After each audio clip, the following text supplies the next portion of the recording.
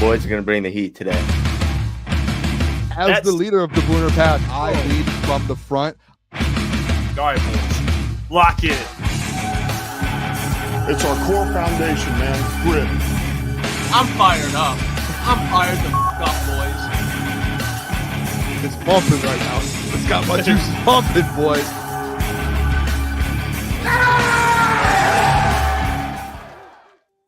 Welcome to Crunch Time Sports with Jeff, Booner, Lukas. It is Wednesday, March 5th.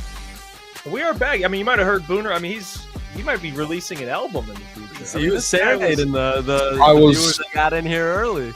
Preparing for the show, head down, locked in, as I am majority of my life, just absolutely dialed in, as like Dan Campbell would be.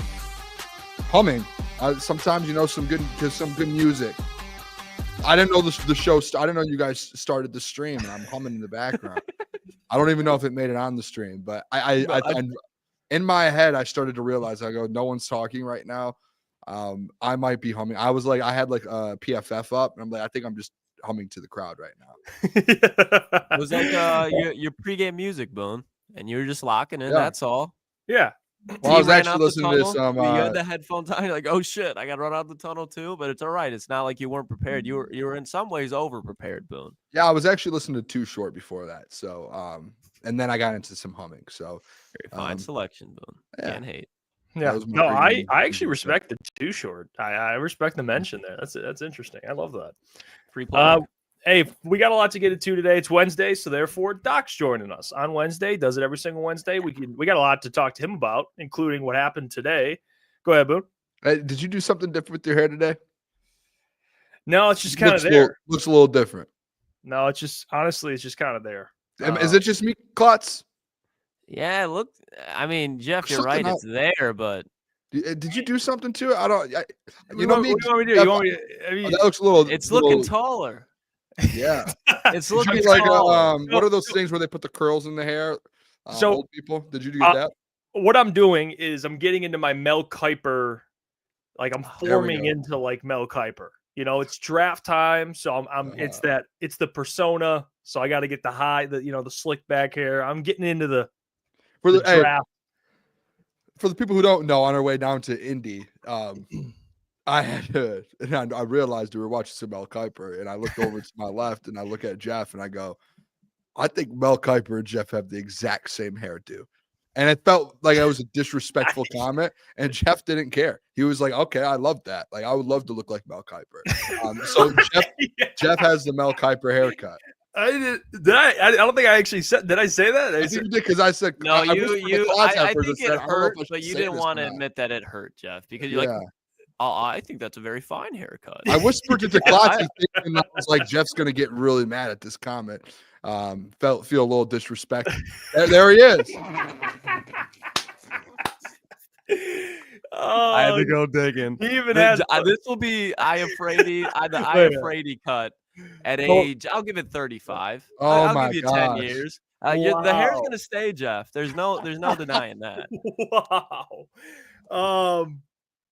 Yeah, I'm looking for a hat. I don't know if I like it now, to be honest. Like, by the way, it's a good head of hair. That's a man. You see the face he's given? The nose matches as well. If I know you have those glasses hanging around somewhere, Jeff. Yeah, Jeff, where are your glasses? You got to put the glasses on. Hold on. Tell me if this makes it any better. Hold on. Oh God. Wait, Can we do like a side by side with this? Can we do a side by side? Like full screen? Let me I think I know how to do that. Wait. Yeah, it's on its way. It's only hold on for 5 more seconds, Jeff. Oh, never mind.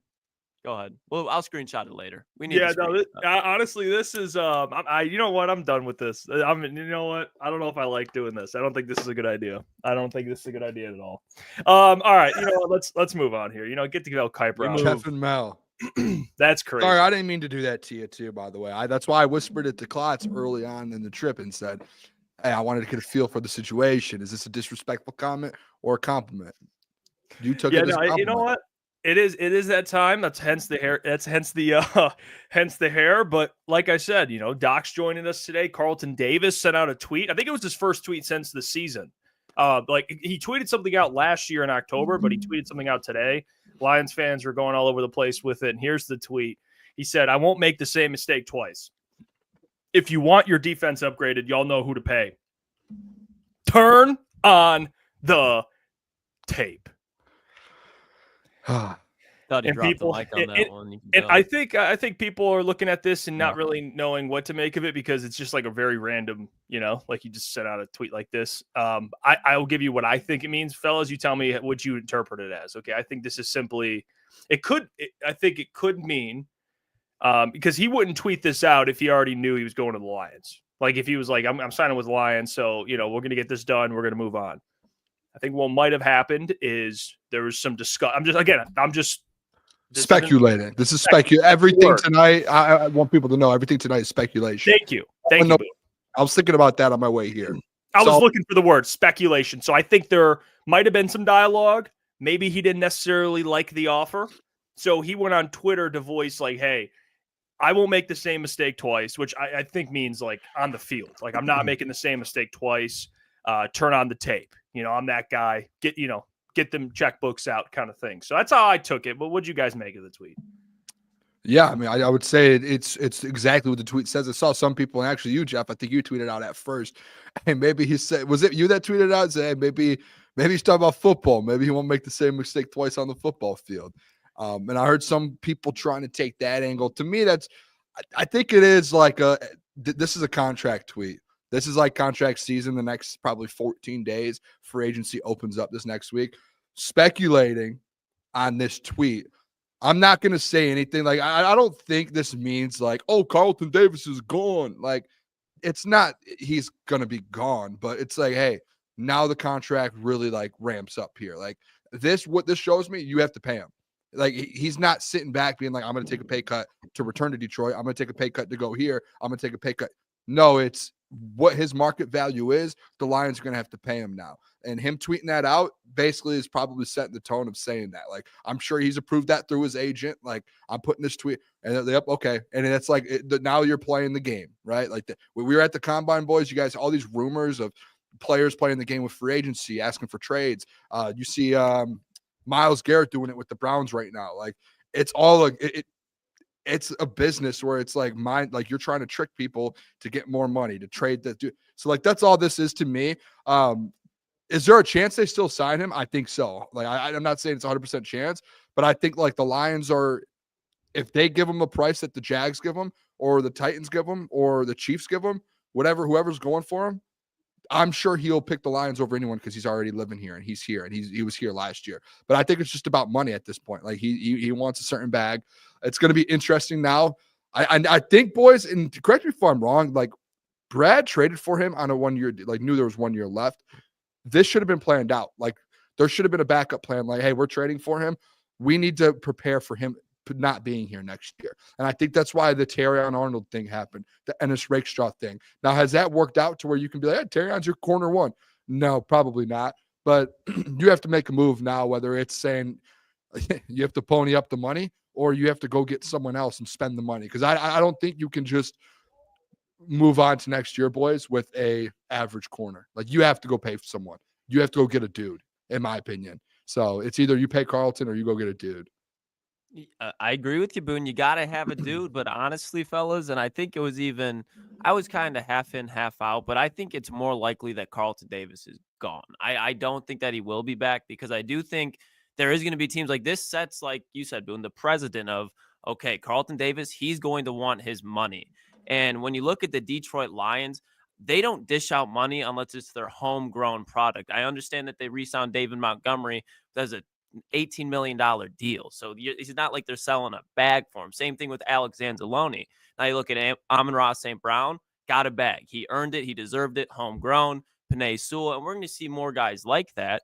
And they do need to have a backup plan, but I think there are cornerbacks that are too similar tier of Carlton Davis because he is getting near the age of 30. And if you look at non-Hall of Fame, all-pro type of guys, 30 is usually when cornerbacks start to get injured a lot, and you see their play just naturally decline. And there's even free agents like Tre'Davious Ward out there, who I don't hate, but if you bring in Tre'Davious Ward, he's older than Carlton. He's about to be 30. You bring him in on a 2 to 3 year deal.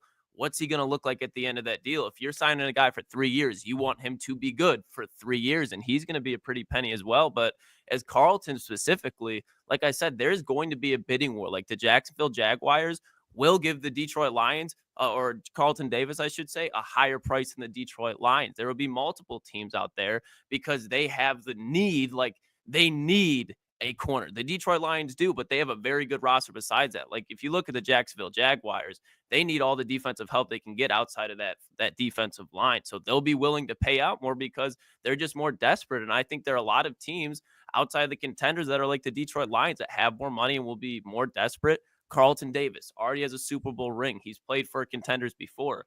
At this point, he could be very content with riding into the sunset with a bag and having a very good NFL career. And I don't think you can blame him for that. So it's time to kind of look at that world of, okay, there's definitely a possibility, a realistic shot that Carlton Davis doesn't return. I don't think it's a similar situation to Kevin Zeitler because I just think when you look at Kevin Zeitler, different type of personality, again, hasn't won a Super Bowl, was very good here. Usually doesn't have to worry about injuries, but when you look at Carlton Davis, he does, and he has to get paid. He's got a family that he wants to provide for. So I think Carlton Davis is definitely a shaky situation right now in Detroit. If you ask me, I think he's gone. Yeah, and I'll this is where I'm at with it. I don't if I think he's gone, in my opinion, and I think Brad had a backup plan, and it was Terrion Arnold, and I think what the plan was, not that he probably thought this in the back of his mind, but if Terrion Arnold plays this year and he's very good and like Quinyon Mitchell level, you have no problem, allowing him to leave because that Terrion Arnold's meant to be your CB1, kind of like what the Eagles are doing. Like Quinyon Mitchell's he'll be a CB1 for the future, for the foreseeable future. So they draft him and then they can cut a guy like Slay and not worry about it. Not that Slay and again, Carlton at different points of their careers, but the point is that was the plan. And then you have Ennis too. But the problem is Terrion Arnold looks like he needs another year. So they need someone to come in and hold down that spot. So from Carlton's angle, go get paid. Like I think he's 28 years old. It's his last big payday. At least he's in his prime still. Like he should go get a bag. And I think there'll be teams. He's the top corner in a corner class that isn't like it's got some good players, but he's the top dog in that class. So there's going to be teams that are going to be willing to throw money at him. So he should go get paid. Now from the Lions angle, if it's true that the Lions offered him and he didn't like it, I respect Brad for that. Like he's not budging, and I don't want him to give in and overpay Carlton Davis. I mean, we talked about this. It has nothing to do with Carlton as a player because he's a really good player. He's, like we said, top 15 corner, probably higher than that when he's healthy and playing. Yeah. But the problem is he's going to miss a couple games a year. He's going to get banged up every single year. And you have money that you have to dish out to other players. And we haven't even started free agency where they still have to probably add another player. So I don't know what the plan's going to be. Maybe you go out and get one of these other corners on like a 1 year, 2 year deal that can come in and just hold down a spot. But I don't want Brad. I'm not saying that Carlton, like, I would love him back, but I don't think you should overpay for a guy. Like, there's going to be other bidders. You should not overpay for a guy like Carlton, in my opinion, in like a 3-year deal. No, 4-year deal. Can we think about this? Brad Holmes in the past too, the last couple of years. Like, remember Jamal Williams? Like, I saw someone in the chat put Jamal got cut yesterday. Think about the situation with Jamal Williams 2 years ago. Has a record-breaking year, opportunity to re-sign him. It's, hey, you can, he wants this much money. Obviously, he's not that type of level running back, but he asked for a bag. He denies the extension, essentially, what Brad gives him. Like, Brad puts a deal on the table, and he goes, no, I'm good. Similar to, I'm sure, what just happened to Carlton. Puts a deal on the table. Carlton, no, I'm good. Puts the tweet out. Jamal goes sign somewhere else. See what Jamal is. But then what does Brad do? Turns around, signs David Montgomery for the same exact price with Jamal Williams. Like, and we've seen Brad do this multiple times to where he goes out there, like last year, gets Carlton. Like, that's why I do have a little faith in Brad, where it's like, all right, like Carlton, like we gave you a price, and maybe they end up still coming together on a deal. And Carlton's like, I want to stay here. Maybe this is just him trying to get an extra $1 million or $2 million. Like, maybe that's all this is.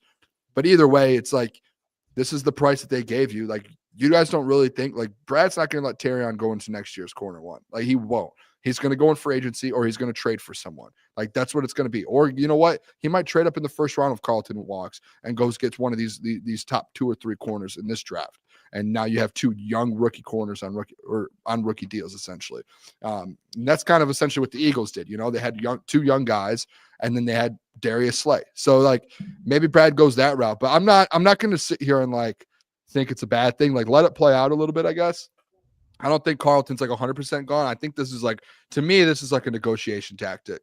Like, this is like, hey, he wants a certain price. They're obviously not budging on it. All right, we'll put a tweet. It's like the Myles Garrett stuff. And 50% of the time it doesn't work in the NFL. 50% of the time it ends up working out. You see guys ask for trades all the time. Brandon Ayuk doesn't get his trade. Guess what? Signs a massive deal. So things like this happen.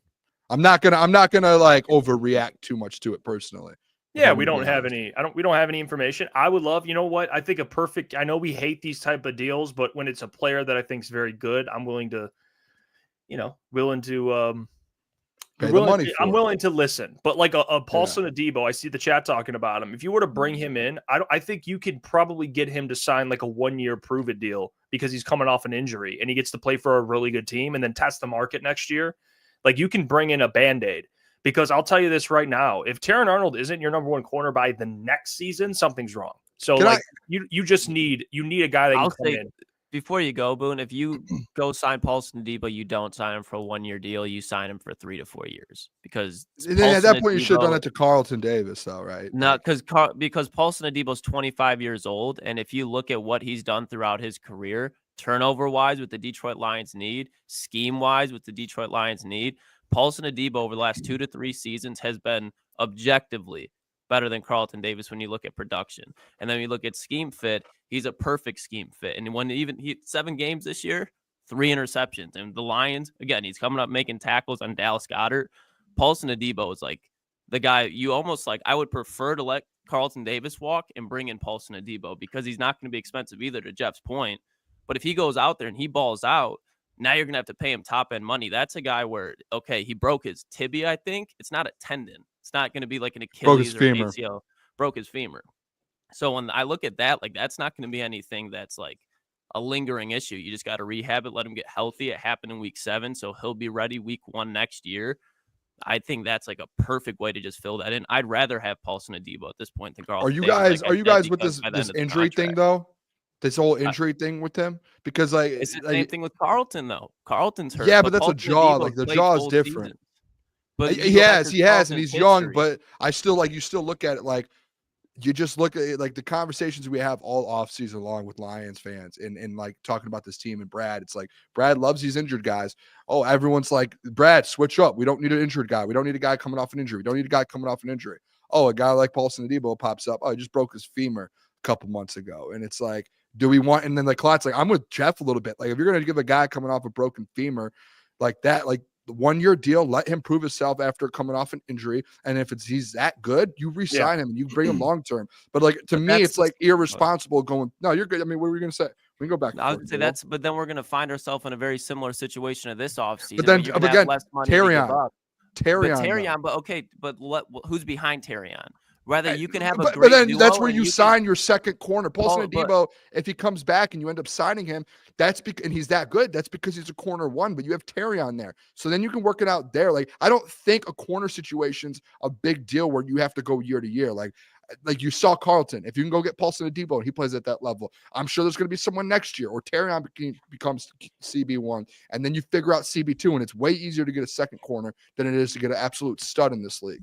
So, like, you can figure that out. In my opinion, I just don't want a guy coming off a major injury. I don't care if he's been healthy before. Just coming off a major injury, you just never know. You never do. And to me, it's, like, irresponsible for us to, like, say all offseason, don't go all in on injured guys. Don't go on injured guys. And then be like, go give him a 4-year deal coming off a broken, you know what I mean? Like, that's just, it's a little different to me. Like, I would say, hey, let's do a 1-year deal, especially when you just drafted a corner in the first round, and then go from there.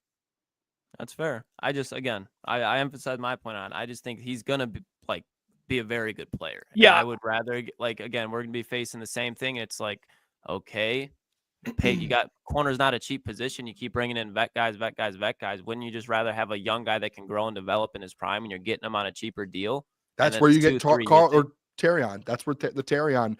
Like, you have to have that mindset that Terrion is supposed to be that guy, right? Like, that's where I think Jeff's coming from on that. It's like you're expecting Terrion to step up and beat him. Yeah, but then when you hit the money, the situation with the money, you have Terrion on a rookie deal, and you go get a corner. Like, I think it's a fun thing to think of, in my opinion, being like 4-year deal. But I just don't think it's like realistic when you're gonna have to pay Kirby and like all the. That's a big deal to give up right away like that. I think it's a little different. Like, Davenport had 1 year, and he was always hurt. Paulson, I'm willing to. He's not always hurt. That's the thing, and I get what Boone is right. Like, he's coming off a broken femur, but I look at it the same way I look at, not that it's the same exact injury, but like Hutch. Like, if Hutch tore his ACL, like Aleem did, it's a little different because you're like, oh, those ligaments, like you were talking about. Not as worried about a broken bone. I just really do think if Brad were to sign Paulson, it would be because they have leverage. I mean, you want to come play for the Lions, dude, and shine on a big stage. Like, you're going to benefit too. You're playing for a good team. Like, he would love that. And I think Brad would do a 1 year. I don't think Brad, in my opinion, Klotzy, I don't think Brad would give him, even though you'd be fully comfortable, I don't think Brad would give him a 3-4 year deal. I think even though like you'd be fully comfortable with it, I think it'd probably be a 1 year deal. But unfortunately, and then if he plays well, you re-sign him, but then I get the price goes up, but you have to look at it from Paulson's perspective. It's like, am I going to sign a long-term deal coming off an injury, or do I want to go out and show people that I'm still good after my injury and then hit the market again? He'll probably get more in a year anyways if he's that good. Like, he would get a bigger deal. That's my point. Yeah, it's just when I look at that, like when I look at the player of Paulson Adebo, like when you just watch, like he is exactly what the Lions. You don't have to worry. I don't think you're wrong with that. And Paulson, you don't have to worry about corner for the next 4 years, because you got Terrion and you got his 5th-year option. If you sign, maybe 4 years is extreme, but like a 3-year deal, like if you're like, hey, you're going to be on a contender for 3 years, we're not going to have you worry about, like, he gets security. He's got a place to move his family on a contender. Right. Like, that's got to be attractive as well. And like I said, like, you're not breaking the bank for him. Like, this is not a player you have to break the bank for. And if you have to look at the observation as well of, like, we all hope Terrion turns into that player. But what if he doesn't? Now you just have the corner revolution again, where you're just like revolving door. No, you can get a guy on a good bargain on a 3, 4 extreme, 2-3 year deal. I understand what you guys are saying about what is more likely with Brad Holmes. Like, I agree that is more likely, but that just goes back to my point. And I know it's kind of contradicts what you're saying with an injured player, but you're going to get what you pay for at the end of the day. If you pay a Paulson Adebo a 3-year deal with some substantial money, doesn't have to be breaking the bank. You're going to get what you're paid for with that guy. If you have a revolving door, you're signing a guy for a 1 year, $6 million deal like a Carlton Davis. He's been good for you, but what bites you in the ass with Carlton Davis? Injuries, and that's why you're paying a low price for him. And when you needed him to show up, what happened? Injured. So you get what you pay for, in my opinion. And that's just a tweak I'd like to see in Brad Holmes' philosophy. Not saying he doesn't know how to go out there and get guys, but corner, I think, is a very important position. So if you can get a bargain on a good player, I think it's a responsible move to look at a long-term approach on a young player like that. Well, Ryan just said longest external deal. Brad has been 2 years in free agency. So that's I did not know that. So that was probably DMont, I'm sure, or something like that. Yeah, and then DJ's 2 years. And the thing with Carlton, and I'll wrap it up here because I think we all pretty much agree. Like Carlton, again, good player. It's just the problem is he's never played a full season. It's not like he's had all these major. He's just always something. He's just always missing games, and I hope he gets paid. But listen, in the Lions' best interest, obviously it's having Carlton back. But please do not break the bank for a player. And I don't think real quick. Can I just? And then I get your point, Jeff. And this is it. I promise this is it. The only thing with it, it's like, and then this maybe just me, like I was looking at a bunch of corners today, like who can they get, like even trade. I was just looking around the league. Doesn't feel like every corner is hurt. Like every corner misses 2 or 3 games a year. Like there are some guys who in years, but like even Paulson Adebo missed 7 games this last year. I think the year before like 13 or like 14 games. The year before like 13 or 14 games. And then I think when I looked, it was like 17 games his rookie year. But then after that, he's missing 2 or 3 games every year. So it's like, that's the thing with corners. So it's like when we're comparing, like maybe Carlton's a guy who it's like 5, 6, 7 games. Yeah. But like, I even looked at like a Rasul Douglas. Everyone that I went through, I'm like, okay, can this guy, Travarius Ward, like a couple times a year, they're missing games. So it's just like, get the best guy. Like to me, it's like, who's the best player at the end of the day? And you could get the best dollar out of it. Like to me, like a Rasul Douglas is linked to the Lions. I don't know if you guys have seen that. And the man's played in like 15, 16, 17 games. So it's like, that's pretty good though. That's what I'm saying. Like you have to find the guy that you know is going to get on the field the most. Yeah. And you don't have to pay $19 million. And to your point, Jeff, like this, where I think me and you align, it's just like, if you can get through another year, like win a Super Bowl next year with a corner on a 1-year deal, like Rasul Douglas, you bring him in for a year and you roll with Terrion and you bring Darius Slay in, like that right there, you're not tied down to anyone besides Terrion. And then if Rasul Douglas has a good year, boom, do that. If you know what I mean, then you can make those moves. I think it's just like not tying yourself down, because at the end of the day, man, like I tweeted it out today. There's like 13 or like 11 guys that this Lions team's got to extend internally. And the money is like extremely tight. I just saw the Eagles, the money they're spending internally, and like they're having to find ways externally to get guys on cheap deals. And that's where Brad's going to have to come in and like really be good. I'm starting to find some of these position groups, man, you're going to have to find 1 or 2 year deal guys a little cheaper but that can give you that kind of leg up. And that's where I think this team is. Like when you're a contender, there are position groups like that. And that might be this corner spot until Terrion gets good. Yeah. All right. That's it for Boone.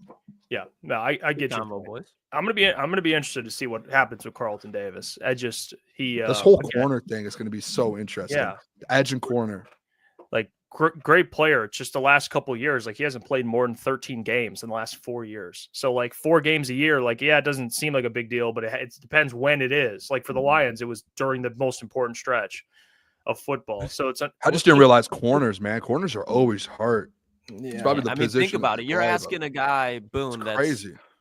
Pretty much my height, but 10 plus pounds most of the time to go tackle Derrick Henry, to take on Penei Sewell. So it's what I do want, because Boone, you brought it up. We kind of jokingly did when we were doing the mock drafts, but okay, so let's say Carlton doesn't re-sign.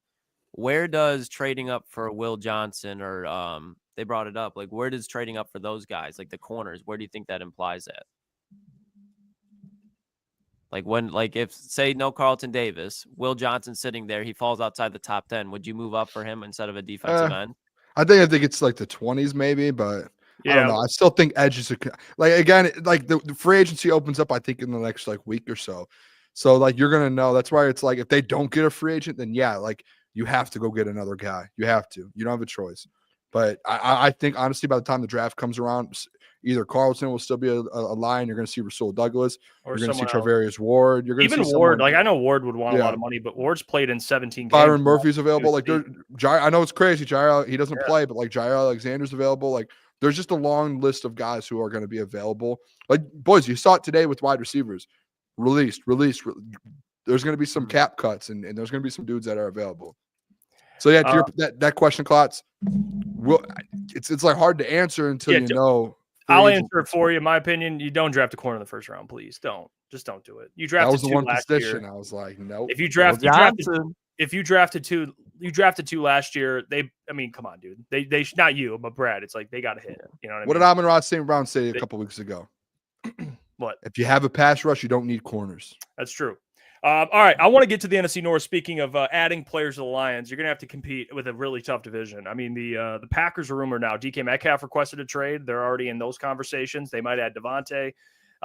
Who knows what they're – I mean, still free agency hasn't even began yet. So there's still more moves to be made. The Bears made 2 trades in like 2 days. They trade for all-pro guard Joe Thuney, who was playing tackle for the Chiefs last year. He's a guard.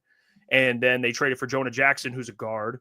They still have Darnell Wright, who's he's all right. He's not, very good tackle. He's okay. He's coming along. And they're probably going to draft someone, what do they pick, 11, 10? 10th. So 10th, they could probably get a really good tackle. So unless they draft, you don't do that. You just don't do that. Ashton Gentry, another top 10 running back, Jeff. Possibly a Morion Hampton. You never know. Yeah, I do fine players, but draft a tackle, please. And then you draft. It's a stacked running back class. You'll get a good back. Sure. You'll get a very. Use your second round pick at the Bears. He won't be generational. That's what Klotzy's gonna say. He won't be Go ahead, Boone, sir. No, can I admit something to you, boys? Go ahead, Yeah, go ahead. NFC North's making moves. That was the point I was bringing up. That was exactly what I was gonna say. Yeah. The NFC North, man. I tweeted it yesterday, boys, with Ben Johnson. Or no, it was actually this morning. Sorry, I thought that stuff happened this morning when all this starts coming out. Ben learned you kind of get in this situation with Ben. You're like, is he going to kind of copy the Lions? The Lions is like they did what the Eagles did with the Chiefs. Build from the trenches. The one thing the Bears refused to do for the last 3 or 4, Ryan Poles. I don't know. It took Ben Johnson to come in and tell Ryan Poles to do his job, how to do his job. Like, what are we doing here? He raises everyone's, Yes. And he walked in the building. That video we saw of him walking in, be like, everyone get back to work. He probably left that room and looked right at Ryan Poles and said, get me an offensive line now. And Ryan Poles started sweating. He said, okay. So that's what's happening here. Listen, I know people hate the Jonah Jackson thing. Like in Detroit, you're like, oh, Jonah. It's a 1-year thing that they have with Jonah. And you guys, you can't disagree with me. If Jonah Jackson's healthy, I'm not knocking out. I agree. He's good. But if he is healthy, he's good. That is, I heard people today saying it's the worst thing the Bears could. If he stays healthy, which he might not, the percentages say that he's not. If he does, though, he's good. He's going to be good. And then you put Joe Thuney, or is it Thuney or Thuney? Thuney. He is elite as well. People were like complaining, saying, "Oh, it was his fault that they lost the Super Bowl." Patrick Mahomes running. He was one of the. I saw his stats today. I don't think he gave up like a sack and No, he was all year almost. He had like 2 sacks. It was insane. So they added it. Jeff Darnell, right? Like if he figures it out, he's like everything he has. He should be good. You draft a tackle at 11 or at 10. If you'd go draft one of these tackles, Kelvin Banks, Membu, if somehow Will Campbell falls to you, say the name, Boone. No, I will never say any Ohio State guys. But if you draft one of those guys, and then in the second round you go get Scadaboo, or you go get the Virginia Tech kid that we love, if you just go add someone in the second, that's a scary team to go with. Would go with DeAndre Swift, the weapons they have out there with DJ Moore and Roma Dunze, Caleb. Now they finally have an offensive line. Like, boys, what are you trying to say, Boone? I'm saying if you're a Lions fan and you tell me you're not like, oh, hey, the Bears actually in the first 2 weeks, Ben Johnson's actually turning this thing around, you're lying to yourself and you don't want to be – you're a liar. You should go to church. Yeah, I mean, boys, there's nothing I think the Bears have done so far that has been wrong, because I'm with you. Jonah Jackson, when healthy, is very good, especially what Ben Johnson's going to try to do is just to recreate what he did in Detroit. Obviously, he's not picking the players. He's not the coach, but he's creating that scheme again with different players. He wants athletic guards. Jonah Jackson is that. Joe Thuney is just a beast at the guard spot, so they're doing it right.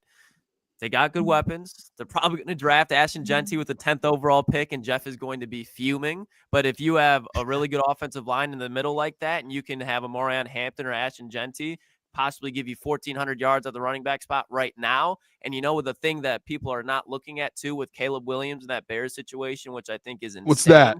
Is they look at how much Caleb Williams was sacked, but then they're not looking at how who's pass blocking for Caleb Williams, DeAndre Swift. So, like, when you look at what's the next step for them, Amarian Hampton, Ashton Gentry, both elite in pass blocking, the Bears probably find that very attractive as well. But nonetheless, boys, this is still a Bears team that is going to be good, but they need to learn how to win. This franchise sucks, okay? This franchise needs to learn how to win. So I don't think the Bears are going to go out there and be a top 2 team in this division. I think they'll be competing for 3, and I don't think it's going to be a gap. Like, I think this will be a close division again.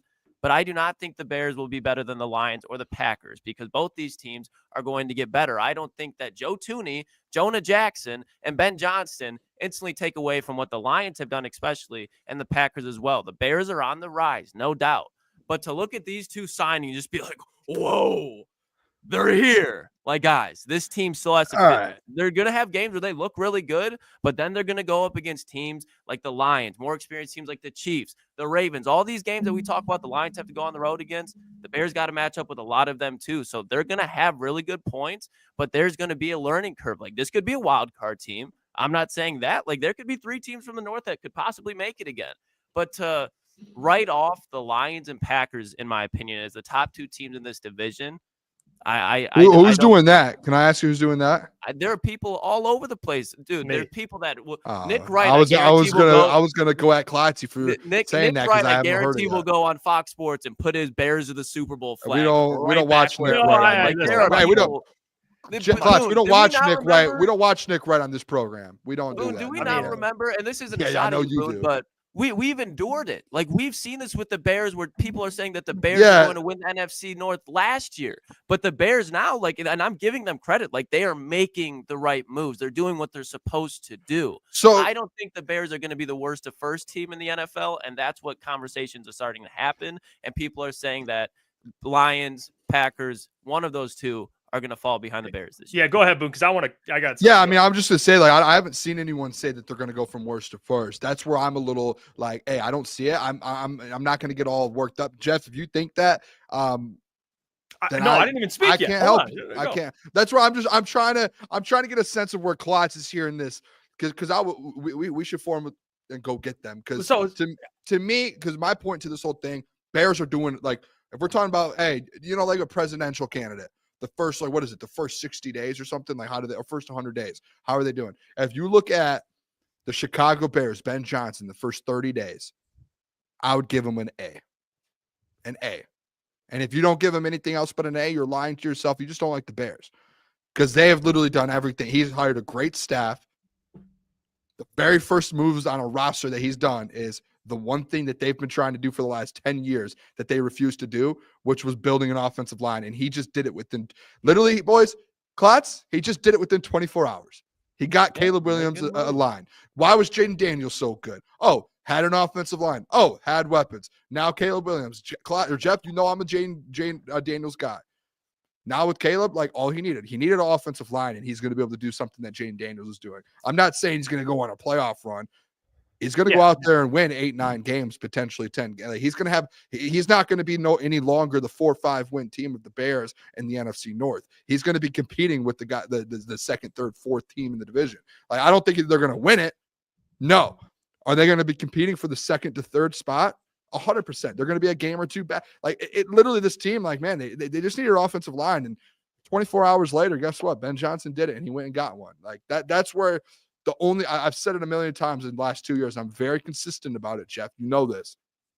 I will never hype the Bears up until I see it. I kind of saw them just approaching the O-line. That's where it kind of, I'm like, hey, things might be a little different for these guys. I've said this before and I still believe it. I think the Bears will be second in the NFC North. It's very simple. You have the Lions at number 1. I think after that, it's all up in the air. And for you, Klotzy, to look into that camera and tell me that the Packers are these people, the Packers are just a given. Like, they're going to be second. Jordan Love forgot how to play quarterback last year. So I still got to see that. I got to see that come into fruition. And number 2, I like the moves they're making. I think the Lions are obviously a better team, but you look at the team that Ben's walking into. This is where we disagree, Klotzy. And I think we disagree too, Boone, if you're aligned with Klotzy. But the Bears aren't like some like poverty team in terms of not franchise. I agree with that. But like on paper, he's not walking into like a rebuild. Like he's walking into a very good defense, weapons. Now they're building the offensive line. You have a number 1 overall pick quarterback. You have a good staff. Like they got a pretty good, you got a good thing going on now. And the thing I look at too, and I have a lot of confidence in Ben Johnson. I think he's going to be an excellent head coach. You saw what Sean McVay did when he first got to LA. They went 11-5 after Jeff Fisher. And they had Jared Goff, a number 1 overall quarterback. And I think the Bears, on paper, they have a better roster than the Rams did in Sean's first year. And Sean went 11-5. Now, add this too. What place were the Bears in the NFC North? Oh, they were 4th, which means 4th place schedule. So I think it'll help them as well. I don't think they're better than the Lions, but I don't think number 2 in the NFC North is a given to anybody. And I like the Bears' chances on that. I do. Yeah, Jeff, hold on. Your mind on something real quick, Klotz, real quick, because I want to bring this up real quick. Just to Jeff's main point there. Look at the Lions, year 1 with Dan Campbell. Bears, year 1 with Ben Johnson. Who had the better roster walking in? Oh, Bears. By a mile. By a mile. I mean, what's his name? Chris Spielman went on a podcast or a show last offseason and said they literally walked in here to Detroit with a UFL roster. Like they didn't have anyone. Bad. Yeah, so if we're talking about like the difference, like if you guys want to be like, oh, well, Ben's trying to copy what Dan's doing. His year 1, they're going to go win 3 games like the Lions. No, wrong. He's walking into a legit roster. The worst position group in there, offensive line. What did he do in the first moves that they have made roster-wise since he's been there in a 24-hour span? Multiple former Pro Bowl offensive linemen instantly. And they have the roster already. This isn't like, and me going at it with this, Jeff, I, for the last 3 years said, don't talk to me about the Bears until they show it to me. Don't talk to me about them until they actually show me they can win. I see things. What was I'm curious. What were you going to ask? You were about to get into I something. just can't wrap my head around. What were the Bears last year? Record-wise. Okay, we're getting into the number thing. But I'm not even. I'm not even trying to spark a debate here. I'm trying to figure out how they were 5-12. They were a 5-12 team. Yes, I understand that they're setting this up very well, but this is still a rebuild, in my opinion. There's no. If there was any other team that was 5-12, you would instantly say next year, regardless of how well they looked, we've seen teams that get put together and are going to look very, very good, and then they don't pan out like expectations and they don't meet what you're expecting to see. Rarely is there a team that gets together 1 year coaching players and just boom, instantly what you thought they were going to be. I can't honestly recall a time where it's just been like first year head coach, second year quarterback, trade, 5-12, instantly there, ready to compete. I don't think that's what this Bears team is. And I think to get a first, second place team in the NFC North, you got to be that. This isn't towards you, Boone. This is towards Jeff. No, I understand. Washington Commanders won 4 games last year. Get Dan Quinn, won 12 games. They had the roster. Fix a couple of the position groups up. Yeah. Get a quarterback. Get an offensive line. Get some guys on defense. They go from 4 wins to 12 wins. It had nothing to do with anything, but they just needed the right guys in the building. They did that. That's where it's like for me, the Bears weren't a 5-win team last year. Like we watched the same team, right? Like they had the players. They have the players. It was the coaching that messed up half of the season, and the other half of the season was the rookie quarterback had no protection. Like that. That's just like class. We break down ball all the time. You're the best at it that I know. You've got to be able to like look at that and be like a little bit like, yep, I can see it a little bit here. So, do you think that the Bears will be the same as the Commanders were this year? No one's saying that. No one's saying that. You just said but that's no one's ever gone from. But no, you're acting like you're saying rebuild, like they have to tear it down and rebuild it up. That's not it. That's far from it. Completely different. Can I ask you? They just do this offseason? They tore everything down. They got rid of their head coach. They got a new staff in. They didn't tear the players. They still have the quarterback. This is where we disagree fundamentally, Klotzy, is okay. You're a little lower on the Bears than I am. Fine. We don't have to argue about that.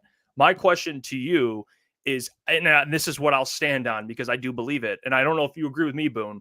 After the Lions, I don't think there is any book-em team in the NFC North. I don't think that's a thing. No, I don't think you can say Packers are just going to be there.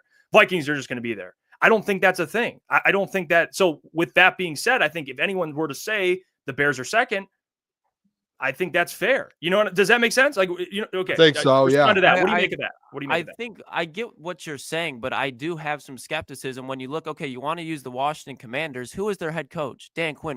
He was a head coach in Atlanta. He's been to a Super Bowl. He's won before. And I'm not saying Ben Johnson's going to be a bad head coach, but I think when you're going to use that example, okay, what is a huge part of that? Coaching staff. Like, yes, they nailed the players and the staff. The Bears right now have to nail the staff. But again, there's another layer to that. This is a young staff that hasn't won. Like, this team is going to, when you're going up against Matt LaFleur, I expect this isn't something that's a fact. I personally expect Jordan Love to bounce back. I think they're going to go get a wide receiver. Jordan Love's going to be better. That run game was very lethal. And you saw like linebackers like not Devondre Campbell, blanking on name, linebacker out of Mississippi State last year, Edrin Cooper. Your boy, Edrin McKinney. And they do got to get a corner, but I think that Packers team is still going to be very good. And I think that was kind of one of the not fluke years, but I think this year's Packers team was the worst we're going to see for a little while, in my opinion. And I look at that. I look at the Lions' success. I don't think they're going anywhere. That's why I said I don't think it's going to be a big gap, but I think you're going to see the coaching experience, playing experience between the teams, especially as the season goes on and injuries, bye weeks, teams making moves as the season goes on. So that's where I stand. I'm not even trying to sound disrespectful to the Bears, but I think just this whole team is young. Outside of Joe Thuney, who has been a winner on this roster, coaching staff or player? Well, here's the thing with that. Okay. You have to learn how to win, but I think what Booner was saying, and let me try and translate what you're saying, Boone, because I think when you brought up the Commanders, you weren't saying they're going to run the tape like the Commanders all the way to the NFC. No. What you're saying is we've seen in the NFL teams turn it around. It happens every year. Teams are just bad, good. So I don't think to say, if you're talking about an NFL team, to say like, well, they won 5 games last year. I don't think that argument works in the NFL because it does in the NBA. NBA, you can say that because it's like, well, this team won 25 games last year. Like they have to. It takes like years. I think the NFL is like just different. In my opinion, Klotz, I've seen it before. Teams just my thinking of it though jump is up and down. You could have a 1-year rebuild. Like I'm not saying it's impossible to do. We have seen it. But when you look at a team as 5-12, they just fired the head coach. Klotz, this is where your mindset rebuild, in my opinion. Hold on, this is where your mindset of rebuild. The rebuild, you think it's like, oh, you're like you got a new head coach. Like, no, a rebuild is what the Lions did in 2021, where they wiped out the whole roster, the whole coaching staff, the front office, and they went and got everything new. You literally rebuild the franchise. This Chicago team did not do that. They have the same GM. They have the same roster. All they did is said, hey, we need a new voice in this building. We need a leader of men. We need an offensive-minded coach. We need to get some other leader. Like, that's where I think you're thinking like a rebuild. Like, it's not a rebuild at all. It's the farthest thing from a rebuild. They have a legit roster. They had a bad coach at the helm of that roster. That's a fact. We know that. They did not have a good leader. They didn't have a good staff. Now they have a leader, you would think a good leader that they hired. Now they have a staff, guys like Dennis Allen coming in. Eric Bieniemy. We literally were walking down the hallway at the combine and we were having the conversation of how good the Bears staff is and how good they did bringing guys in for Caleb. So it's like they brought everything there. It's the farthest thing from a rebuild. They won 5 games. And they still have a very good roster that's going to be able to go compete. And they should have had more than 5 wins. If I was coaching the team last year, I probably win 8 games. I call a timeout in Detroit. Klotz, we're talking about a timeout at Thanksgiving, right? Wish we would have called a timeout, huh, Klotz? Yeah. You know what I'm saying? Yeah. So like you look at that and you're like, dude, like they do have the roster. Then you talk about the worst part of their roster. If you're talking about a rebuild, the only part of that roster that needed to be rebuilt was their offensive line. Oh, what did they just go do? Rebuilt it. Oh, what do they have? The 10th overall pick to go get a starting tackle in the top 10 pick. Like, it's just like, I'm not saying they're going to be the number 2 team in the NFC North. I'm not saying they're going to win it. They're going to have more than 5 wins next year. And I've been a guy for the last 3 years who have said, my statement has always been, the Bears will do nothing until they fire Matt Eberflus. Nothing. I've said they have the roster, this and that. I've gone to bat arguing with Jeff and you at one point, Klotz, and Gentry, saying this Bears team, like, stop talking about them until they fire Matt Eberflus. They did it. It's like, hey, this is going to be a decent football team. I don't like the Lions are clearly better than them, top to bottom. The Lions, to your point, Klotz, Lions have the experience. They do. Bears don't. So when they match up, or if they have to face each other in the playoffs, guess who I'm taking in that matchup? Give me the Lions 100 times out of 100 times because of the experience and Dan Campbell. But I'm saying, like, this is a team that can go from, like, would I be shocked to do them from 5 to 9 wins? Not at all. I'm not saying they're going to do what the Commanders did from 4 to 12, but I would not be shocked if this team goes from 5 to 9 like that because of the roster that's already in place. I think it's a good discussion. I mean, Klotz, you've been consistent. You think the Packers are second. So it's something we'll keep an eye on here. We still got free agency. We still got the draft. We also have our friend Doc joining the program. Mr. John Maakaron covers the Detroit Lions. He's like, these guys are just bitching at each other again. He knows how it works over here. Let's welcome him in. Check him out. Like I said, Detroit Lions on Sports Illustrated. He has now a YouTube channel, which you could check out. Doc and Christian. Yes, Doc's in the YouTube space. We're happy for him. We love him. And he's cooking. He's like, you know what? Doc's like, he never tries to, he's always progressive. You know, he's always trying to get on the YouTube. He's doing different things. He's trying to get back on Bleacher Report. They're doing him dirty. I'm trying to figure it out too. Let's bring him on. The absolute legend joins us every Wednesday, Mr. John Maakaron. John, how we doing? Fellas, how's it going? You hear me well? Oh, you sound great. Good, Doc. All right, fellas. It's a great day. Yeah, absolutely. Thank you to the first 500 subscribers to the YouTube channel. It's great. Detroit Lions on SI. Absolutely. I enjoy the video aspect. I enjoy coming on here. It's going to be a fun time. Pardon me, a little under the weather with a slight head cold, but I feel great, full of energy. Oh, no. That's all I get is like a little bit of a stuffy nose, but I'm ready to run through a wall. Free agency, whatever you guys want to talk about, I'm ready to go. And then one last thing to start with the chat.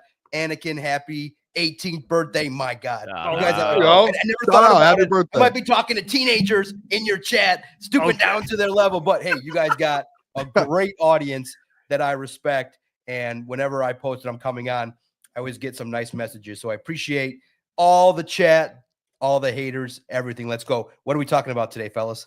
Well, Doc, that's a hell of an. I mean, he's on IR. Well, he's not on IR. He's questionable. He comes on the show. He's ready to go. I want to ask you. We're yelling at each other about the NFC North and the outlook and how it's going to look because it's already a really good division, Doc. But what you're seeing is the Packers in on conversations for DK. They're clearly maybe Devontae Adams. The Vikings could re-sign Sam Darnold. We'll see what happens there. And then the Bears making trades. Jonah Jackson, Joe Thuney. Excuse me. What do you make of this NFC North division besides the Lions? I think we could all agree the Lions are the favorites and are the best team in the division still. I mean, their division record of last year speaks for itself. But I have been making the argument to the fellas here about why I think the Bears will be second in the division. Where are you at in terms of besides the Lions, but kind of how that NFC shapes up? Yeah, no, I get what you're saying. It's the division. That was the question I posed to, I'm trying to recall at the Combine. I think I posed it to Brian Gutekunst, the GM of the Packers. I think I asked one of the other teams' GMs, I said, hey, this division is sick, top to bottom.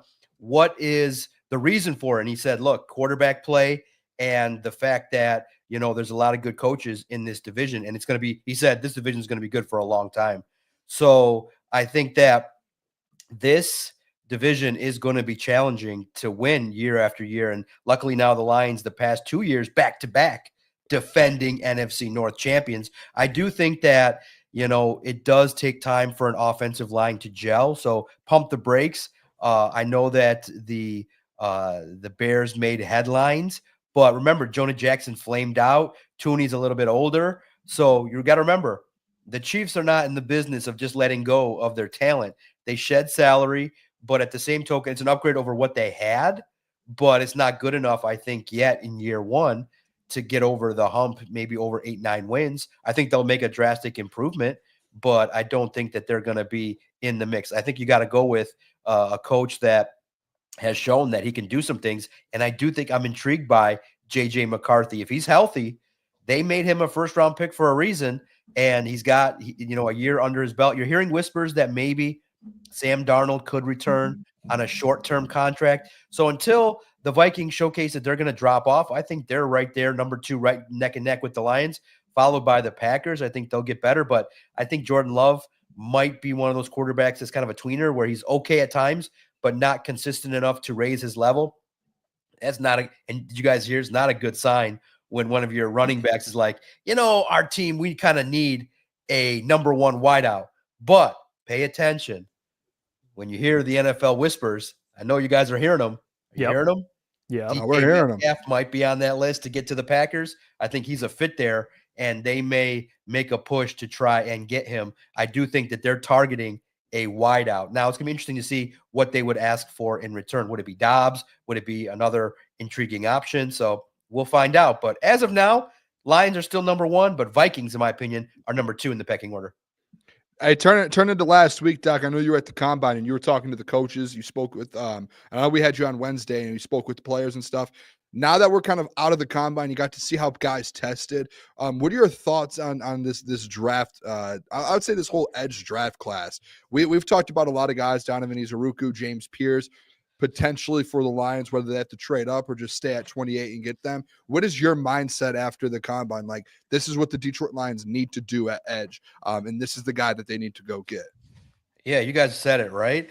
Look, I thought the combine in and of itself was a great experience. I thought that everybody should go do it. I'm proud to see that you guys sat there and went there and checked it all out.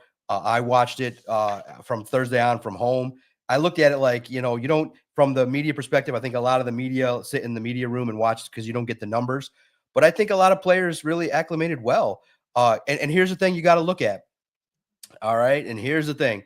And this dude's been doing it for a long time. Credit him. When other people would down us, Kenton Lee Plate would always be in our chats and messaging on Twitter at Detroit Podcast. Started this relative athletic score, and he's been doing it for years. And to see now that teams and everybody affiliated with the National Football League, I'm giving him a shout out at MathBomb on Twitter. Really, when you look at it, first and foremost, for the chat that doesn't know, Brad Holmes love RAS scores in the 8, 9, 10 range, which is the relative athletic score. And one of the dudes that got up there pretty high was Shamar Stewart, 6'5", 267, tested pretty well. And the other guy that I think got mocked, we did 2 mock drafts from the combine, myself and Christian.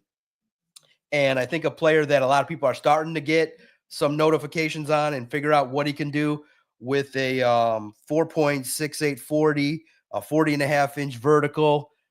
Landon Jackson from Arkansas caught a lot of people's attention coming out of that draft. That's a name that people are talking about. So coming out of the combine, the edge class is as advertised. It's legit. And everybody's looking at it like, holy cow, this is a group of players that the Lions could target in the first round, or if you go in the second or later, there's going to be some options. So I would expect, maybe the early prediction from the DOC, 1 edge in free agency, 1 from the draft, maybe 2 in the draft if you can't find the edge rusher that you're looking for, but you need a couple.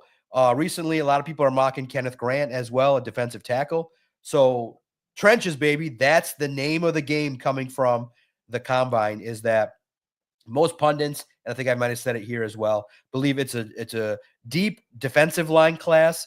Running back and tight end also have caught a lot of people's attention. And Doc, something that could possibly affect that draft philosophy of Brad Holmes is Carlton Davis. I mean, it's not saying that they're going to go up and get a corner in the first round, but when you see what he put out today, Doc, and I know you put up an article about it pretty much instantly, you're quick with it, Doc. When you see that Carlton Davis puts that tweet out, what do you make of that? Do you think he's staying in Detroit, or do you think it's more likely that he's going to go take that contract somewhere else? Great question. I saw your reaction video as well. I love it. Love you guys right there neck and neck with the information, checking you guys out. A lot of times I get my alerts from you guys as well when I'm scrolling and things like that. But yeah, today I felt good. Like, there's some days you wake up and you're like, I just love this job. And I'm like, man, I get to cover the Lions, look at the draft, look at free agency, read everything, and then spend some time with you fellas. It's a good day.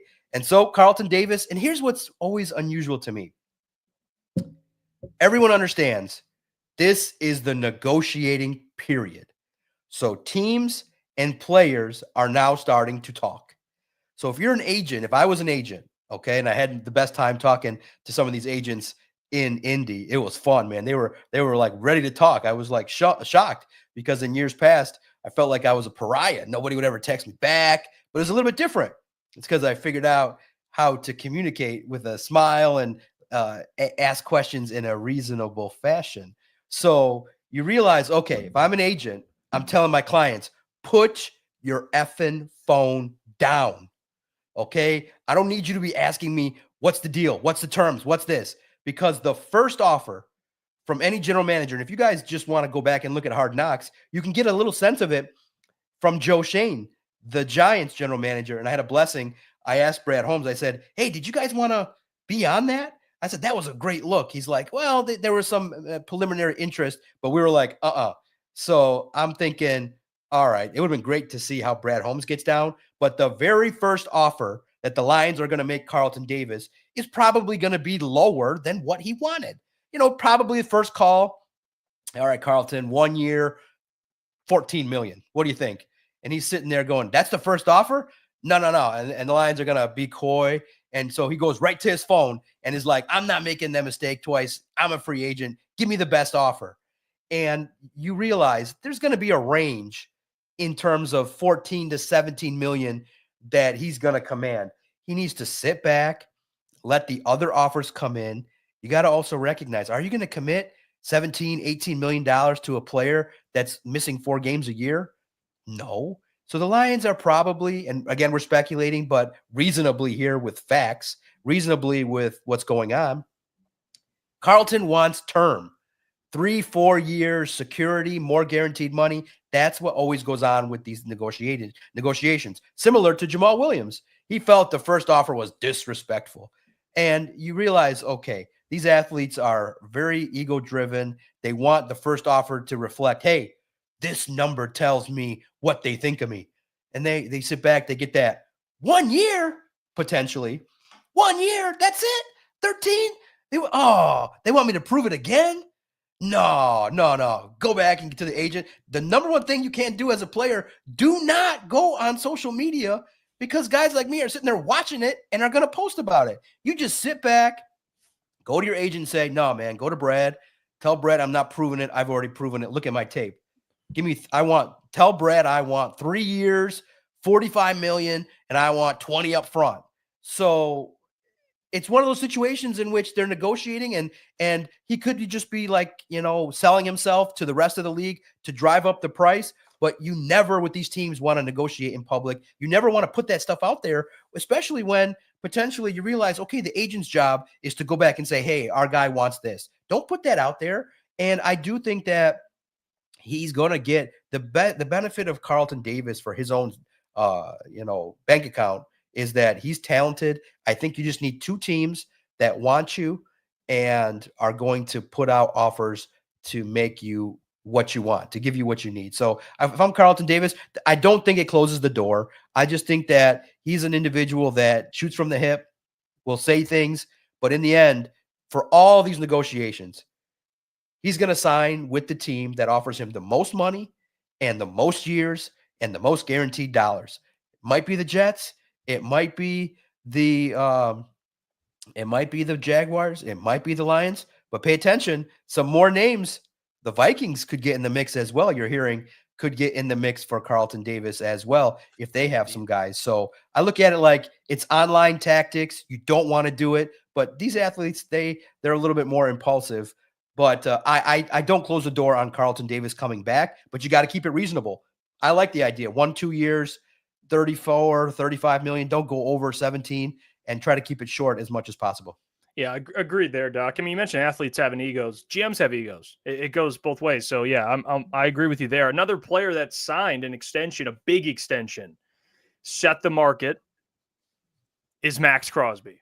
He signed a massive deal. He remains in Las Vegas, so he is off the table, at least of now. But it's a lot of money. What does it mean for Aiden? And we assume, Doc, he's going to be a player that's going to reset the market. So you're talking about higher than Max Crosby, correct?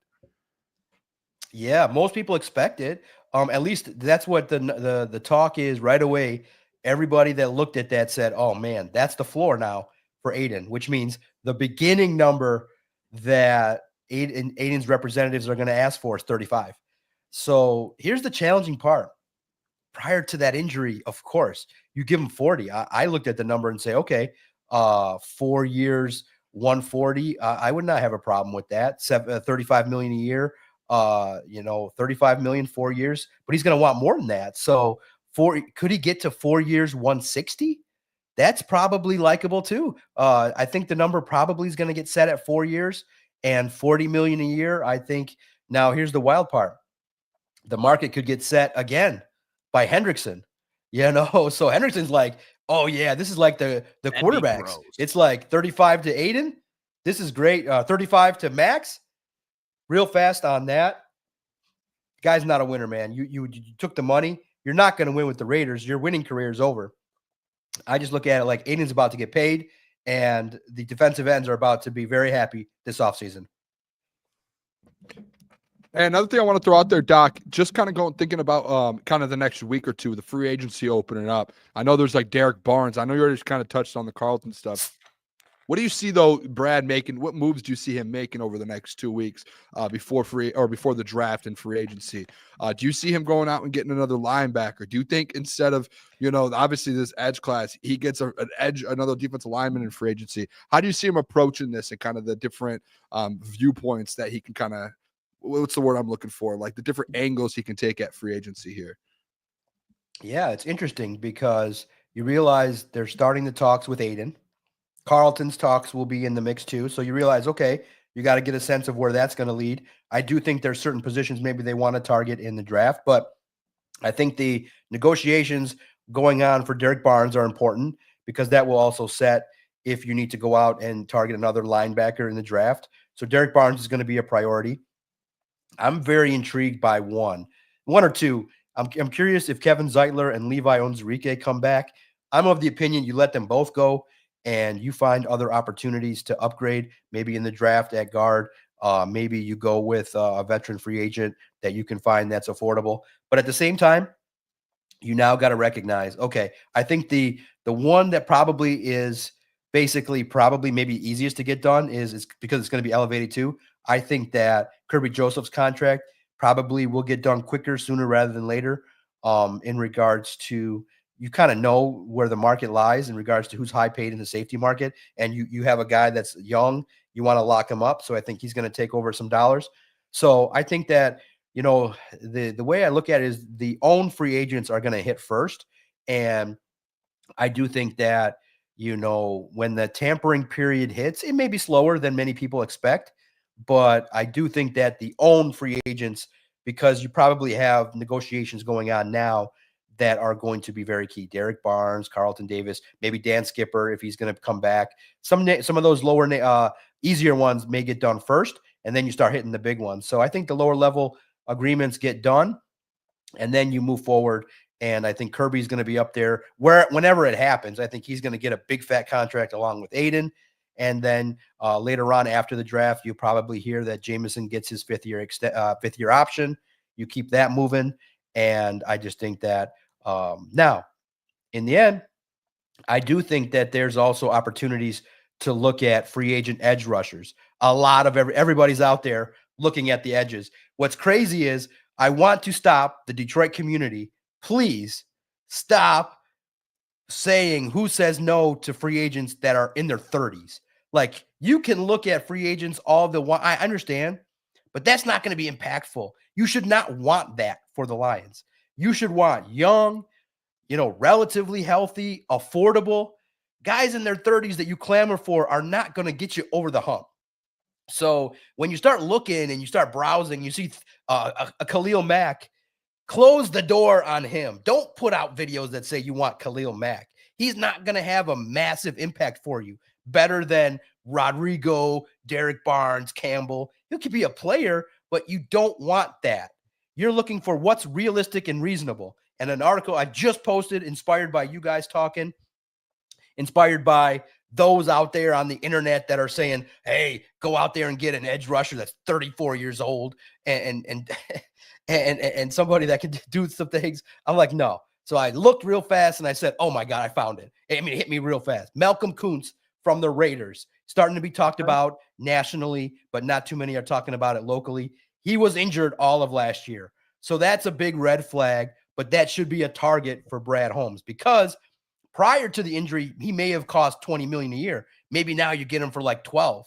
He's a guy that burst onto the scene and has done some things. He was on Christmas. I watched that game where he was able to get after and sack Patrick Mahomes. I think he's got 10 career sacks. He could be affordable. He could be somebody that if you don't bring back Marcus Davenport, maybe you take a chance on him. And here's the thing, 27, 28 years old, can be somebody that you can take a flyer on. So look for players like that that's a little bit more reasonable than guys that are older. And then people say, well, tell me somebody else. Well, there's a couple other guys that you could look at too. Let us know, Doc. I know he doesn't fit the mold, but young edge rusher Chase Young. And then one more reasonable that maybe fits the mold a little bit better is Anthony Nelson. I think he does the job as well and could be somebody. But I don't think Davenport, if you bring him back, I just think that that's kind of has the Javi Baez effect where people are like, man, they don't have trust that he can stay healthy. And you don't want it where now the next phase of his career is where he stays healthy through 16 weeks. And then right in the postseason, he gets hurt right when you need him the most.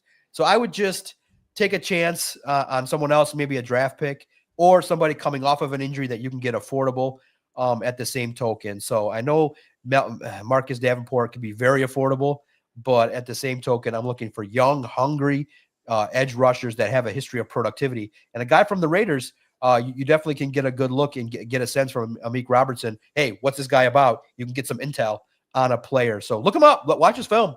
Big stout player, Malcolm Kuntz. Good player. I think if he stays healthy, I think that's a Brad Holmes guy.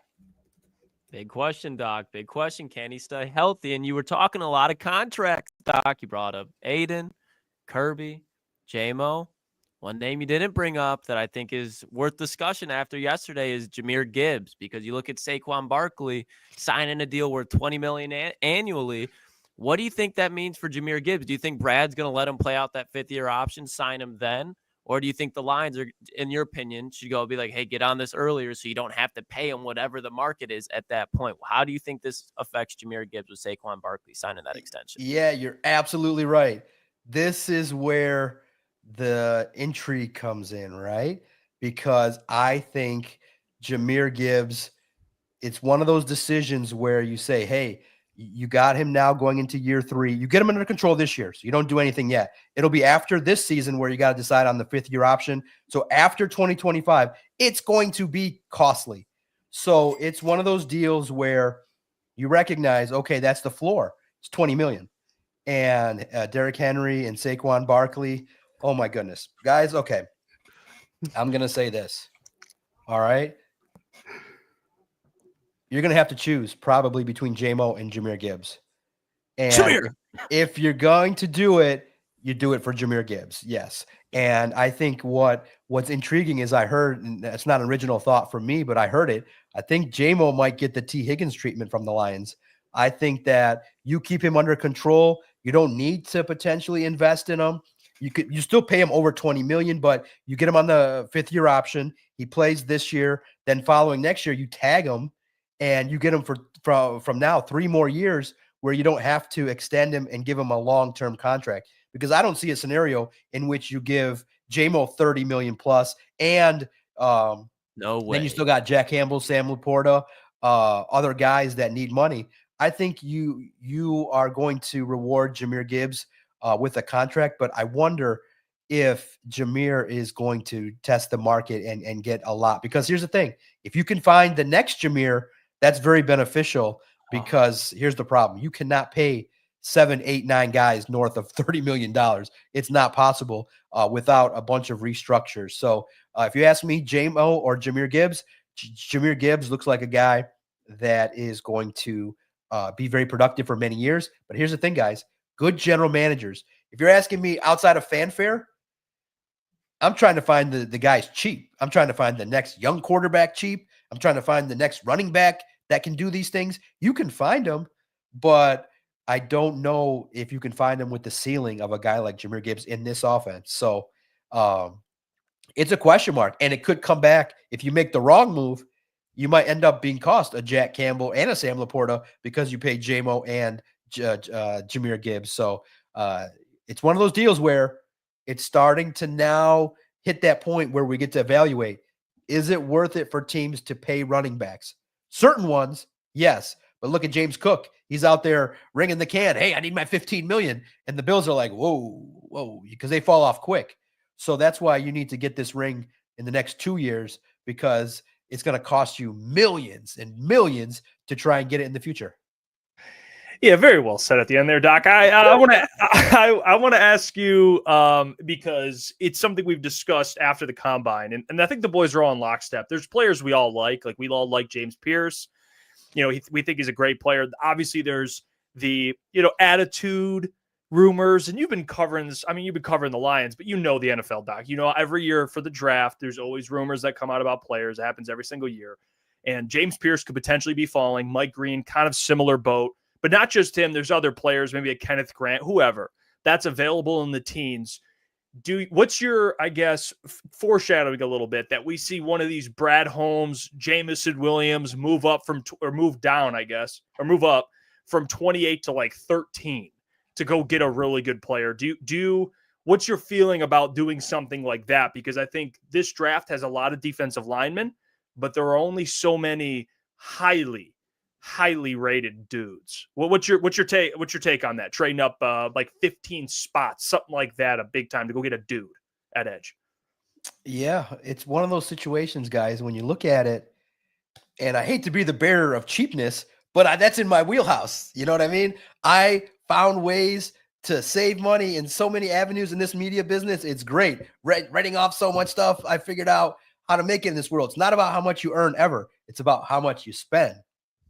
Guys, guess what? Another first-round pick is a lot of money, all right?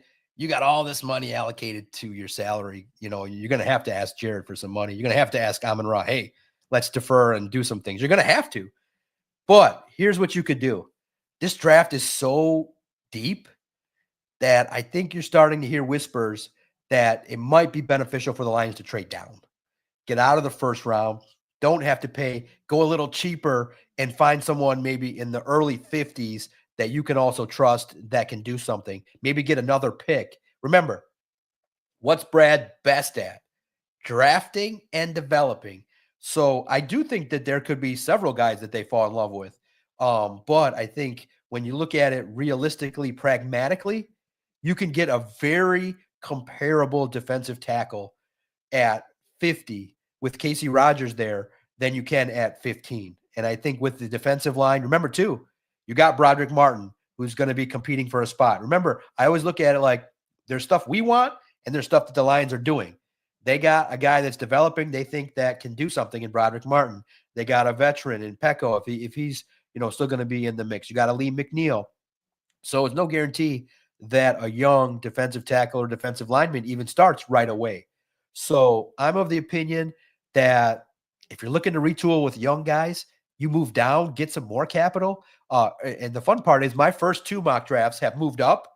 But I think realistically, when you add the caveat of how much money is going to be paid, because you got to remember, in Brad's early tenure, he had 2 years of 2 first-round picks. That's going to be costly. So the higher you pick, the higher the second contract is going to be. So I think there's a chance to start digging, guys. Start digging and be able to look for the guys that you can potentially get some benefit from in the second round as well. It could happen, but I think that the odds-on favorite is to stay at 28, take their pick. But number 2 would be trade down, and 3 would be trade up. All right, Doc, let's keep talking about trading then, because I had done this a lot in my mock drafts, and I'm kind of a firm believer in it. We've seen Brad the last few years. He's constantly making moves in the draft class. I had a conversation with Jeff when we were doing mocks, and he's like, I don't know if we want to trade in them yet. Hey, Jeff, I texted you, I said, put yourself in Brad Holmes' mind. What does Brad do? Every round, it feels like this man's making a move. One thing that I kept doing is in that second round, moving up for a guy like Jaden Higgins, Doc. And I love a player like that. Not just Jaden Higgins, but I'm kind of talking about a wide receiver here for Tim Patrick. Do you see them kind of replacing Tim, even if they bring Tim on let's say a veteran minimum? Do you still see them kind of grabbing another wide receiver in this draft class? Ooh, it's like you're reading our mind. I just assigned what I love about working with Christian is that he's all about it. The draft, I'm into it, but he's all about it. So look for it tomorrow. Not sure when, maybe early morning. He's got a lot of stuff in the hopper, but the profile he's going to do, a player that caught his attention is Ole Miss's Trey Harris. He likes what he can bring to the table, and we're going to profile him for tomorrow. I look at it like, yeah, there's a chance too that Tim Patrick is going to get some interest as well. A reliable ex-receiver that can do some things. But I do think that if you ask me, check out Vito's predictions because I think they're a little bit different than mine. We did a prediction where we listed the free agents and we just did yes or no. I think Tim Patrick is going to return. I think the opportunity there for him to really benefit from John Morton. I think John Morton's going to be like, hey, Brad, I like this guy. You know, we know what he's about. He's a grinder. He can do some things. So I think that that's invaluable. But absolutely, I think that there's opportunities. I think that day one might be uneventful. But yeah, day two, Brad's going to wheel and deal. He's going to move players, move picks up and down. I think that I would be shocked if the current draft order is where it ends up. So absolutely, Brad understands value. The trade charts have typically been okay in regards to how the Lions have handled it. I expect wheel and deal and Brad Holmes to get some more picks, especially with the depth and some areas that you can shore up. So no doubt about it. Hey, Doc, I got to ask you, we've been talking about the Bears, talking about running backs. Do you think there's any chance that Ashton Jeanty goes off the board of the Bears here, or do you think that they're going to go tackle? Because that doesn't relate to the Lions as far as the Bears pick directly. Obviously, what they do comes in the division, but if they take a tackle there, if the Lions want to tackle, you see that the offensive pieces start coming off the board with Jeanty. Now teams are moving up to get wide receivers. What do you think happens with that Bears pick specifically at 10? Oh, that's so good too, right? I think you look in the trenches. I think they look for edge rusher or offensive lineman. I'm intrigued. I think a lot of people looked at Najee Harris as maybe a fit for the Bears. I don't know, drafting a running back 10th. I know they've done it. So the history, and I know where you're coming from with that, is that the Lions did that with Gibbs. I could see, an offensive mind wants a weapon. So I could definitely see that as an opportunity. But you got to shore up depth along the offensive line. So I could see that as well. The Bears have needs in the trenches. And I do think that, how the draft board falls could be very interesting to see what the Bears do at 10. But at the same token, if they can move back too, if they find someone that they like, it might behoove them as well to get another pick in the second round, maybe move down to 15, 20. If you want one of those linemen, like a Donovan Jackson that's kind of projected in the 20s, maybe you get someone like him or Josh Connolly from Oregon that you could slot in there as well. So we'll see what the Bears do. It's going to be very interesting how they attack this draft. It's going to be a pivotal one, a very pivotal one for Ben Johnson. But, like everybody would say in here, I hope they all flop. I hope they draft busts. I hope that everybody that they want gets selected one spot before. And I hope that, I can't wait to see the forced Ben Johnson videos of him trying to act excited, because he's kind of more personality-wise, kind of more like a Matt Patricia than a Dan Campbell. So to see him making the media rounds is hilarious as hell. But I hope all bad things happen to the Bears. That's fair. Can I ask you, you obviously well-connected, anything you've been hearing about a Kirby Joseph extension, maybe like a timeline potentially? When would you expect John Maakaron to expect it to get done? Yeah, look, those big contracts are always interesting. I would expect it sooner rather than later. If you ask me for a timeline, I think it's pretty much, Brad Holmes kind of indicated it's a priority. I think that it's kind of a no-brainer. There's not much negotiating. It's going to be very high. So I would presume that that's going to be right up there. I think Aiden's is going to last a long time because there's going to be some very large numbers associated with it. So I think Kirby's is relatively done quickly. When you look at it, I think it's going to be buttoned up, and you want to reward a guy that got you the league leading in interceptions. You want to make him happy. He's the defensive captain, really, in terms of your physicality, and he embodies everything that you want. So you want to take care of that fast. I don't think that you're going to go back and forth. So I think that if you ask me, well, I'll say this. Mr. Kirby Joseph's agent is now a fresh new follower of John Maakaron. Which I guess maybe he started a new account, or maybe he's at a new joint. I don't know these guys' detail of if they start their own practice or their own situation. I just know them. Hey, you're Kirby's agent. What's up? What's going on?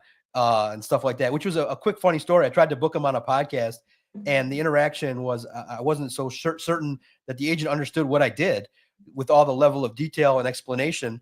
And I walked away going, man, this agent must be a very older gentleman, like a wise man or something, like gray-haired older dude. And I just recently saw pictures of him, and I'm like, this dude is not that at all. I totally mischaracterized Kirby's agent, but good dude. By all accounts, everybody in the media likes him. Kirby's a great guy, shows up on podcasts, shows up on a lot of different things. Good personality, and I like that his tagline is, I represent the best safety in the NFL. And so you know what that means? When Kirby gets paid, the agent gets paid, so he'll be happy. Maybe one day we'll talk to him, but you know, they don't want the direct questions like, hey, you know, Matthew Stafford keeps calling you dirty. You know, what's going on with that? Are you ever going to, you know, end the situation and have a talk man-to-man with Matthew Stafford? You guys should roll in the same circle at some point. But, you know, Kirby is a very unique individual. I like talking to him. He's got a lot of energy. I love his swag. I love everything about what Kirby Joseph's about. And you reward guys like that. You reward him, Brian Branch, when he starts to pick up the pace and productivity and turnovers. I think the Lions defense, at least in the back end, is going to be set for a long, long time. Kirby's the man. What, hey, Doc, question I have here about Kelvin Shepherd. I'm switching this whole thing up. We're done talking contracts and offseason. Dan mentioned earlier this last week, and when you were there speaking with him, he had brought up that Kelvin's already switching things up, and kind of he's been in the building for about 3 or 4 weeks as a DC, and he's already making moves to this defense. What do you think that is? Like in your mind, if you hear, hey, Kelvin's going to switch some things up, how do you think that is compared to the Aaron Glenn defense we've seen in the past? Yeah, that's a great question. And that's one of the questions I asked him. I said, hey, tell me like, I know you can't tell me like, hey, I'm going to blitz this many percentage. And he gave me the coach speak answer, but I asked him directly. I said, tell me your philosophy on pressure, because I just watched the Eagles win a game with no pressure externally, no blitzes. They won with the front four. And he's like, I'm just going to tailor it to the guys on my team. And I'm like, okay, so what changes could there be? Well, I don't think they're going to go to a 3-4. I think they're going to stick to a traditional front. But I think that the percentage of man versus zone may be slightly adjusted. The Lions want to play man exclusively, but I think that zone allows you, if you can execute it well, to kind of at the same time disguise where you're coming from with pressure, and helps out guys like Terrion a little bit. Not to say that Terrion is not a lockdown man-to-man corner, but it's just tough when you're playing that degree of man-to-man, because guess what happens? And this is also from the defensive mind that I got. I love understanding that chess match between defensive minds and offensive minds. You can identify man pretty easily. It's like they're in man. They send the guy in motion. We know, we can see it. It's easy to, what do they call it? Man busters. That's what they call them. Easy plays that you can run that are easily designed by an offensive coordinator to break up man coverage. So you got to disguise a little bit more. You got to bring pressure at calculated times. I think he'll bring pressure less in regards to not needing to blitz. If you get the edge rushers that you're looking for, I think that Casey Rogers will adjust. And I just think that, you know, little things like which gap you're going to blitz into, how you're going to formulate your fronts, which schemes are you going to attack. So I think there can be some room for opportunities to adapt the defense, but it's all going to depend on the talent on that roster. And I can't wait to see what the defense looks like, especially from the linebackers. Man, it's going to be great. It's going to be great. And Doc, something that kind of goes hand in hand with Kelvin Shepherd is the return of Ali McNeil. From what you've heard, what do you think the timeline will be? I'm expecting where the ACL I don't know specifically. I believe it was just the ACL. I could be wrong, but training camp, I don't see being in the picture. If you had to guess right now, time frame wise, on where you think Ali McNeil would return next season.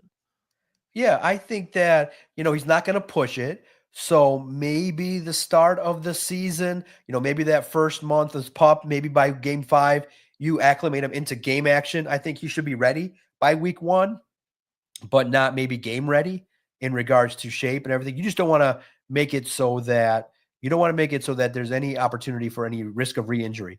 So most doctors are looking at maybe him appearing like the Aleem McNeil of old. Like he'll be out there, but looking like Aleem McNeil by the middle of the season. So hopefully a mid-season bye after the bye week. Hopefully if you get a week 8-9 bye, then after that you get a strong push. So he said he's going to push it, but not to the degree where he's going to risk re-injury. So you're absolutely right. I think training camp will be very slow process for him, and we'll see how the preseason looks. But it's one of those situations with Aleem McNeil, very unfortunate friendly fire situation that got him hurt. But man, that was by all accounts, all the ball knowers, the Lions were still playing well when Aiden was gone. When Aleem went down, that's when the season basically you could have really realistically said this is not a Super Bowl year. Aleem was integral. He was playing well before the injury. I just want to follow up the Aleem question, Doc.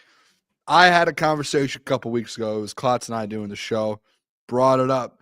Hey, who is some of the most pressure on this? Like, who has the most pressure on this football team going into next year?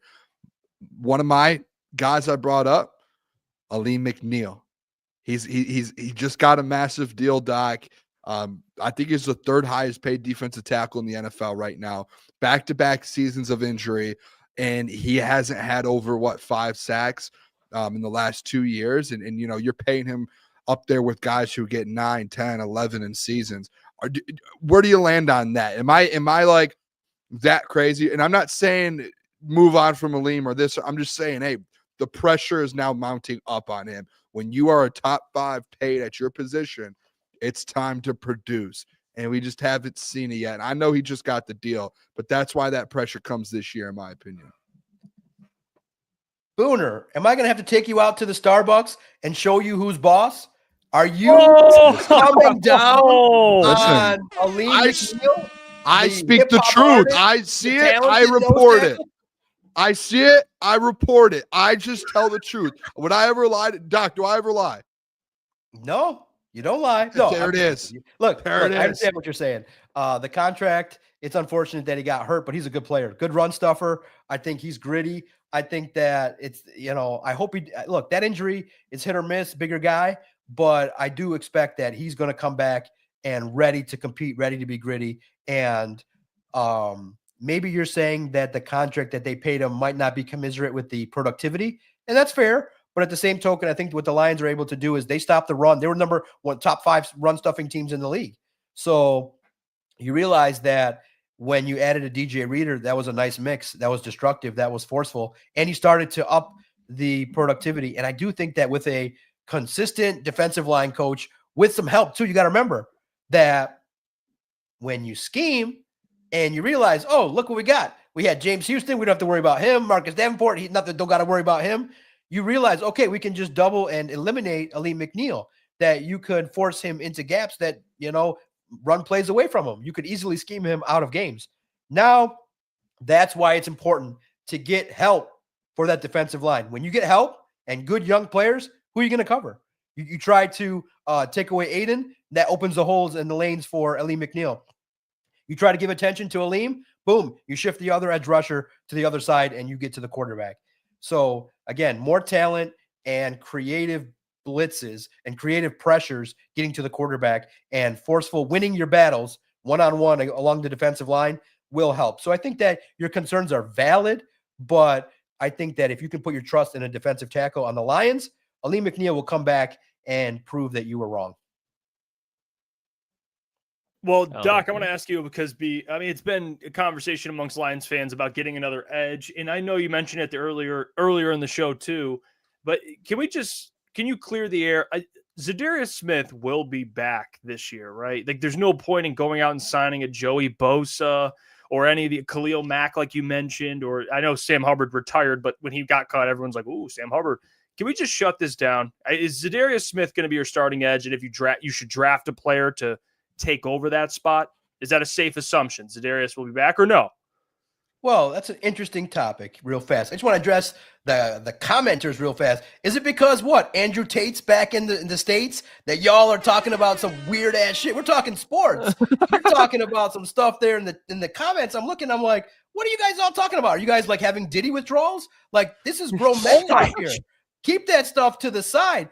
Keep that to the dark web where all you kids are hanging out at. This is grown men stuff here. Bring some serious questions. Bring some stuff that's relatively speaking, and keep that Andrew Tate stuff out of the comments.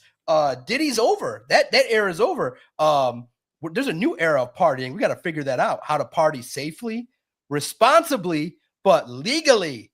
You know what I mean? Respectfully. And I don't want to end the Playboy Mansion era, but we got to do it in a way where everybody's consenting and everybody needs to put their phone away, and let's have some adult fun without everybody recording everything.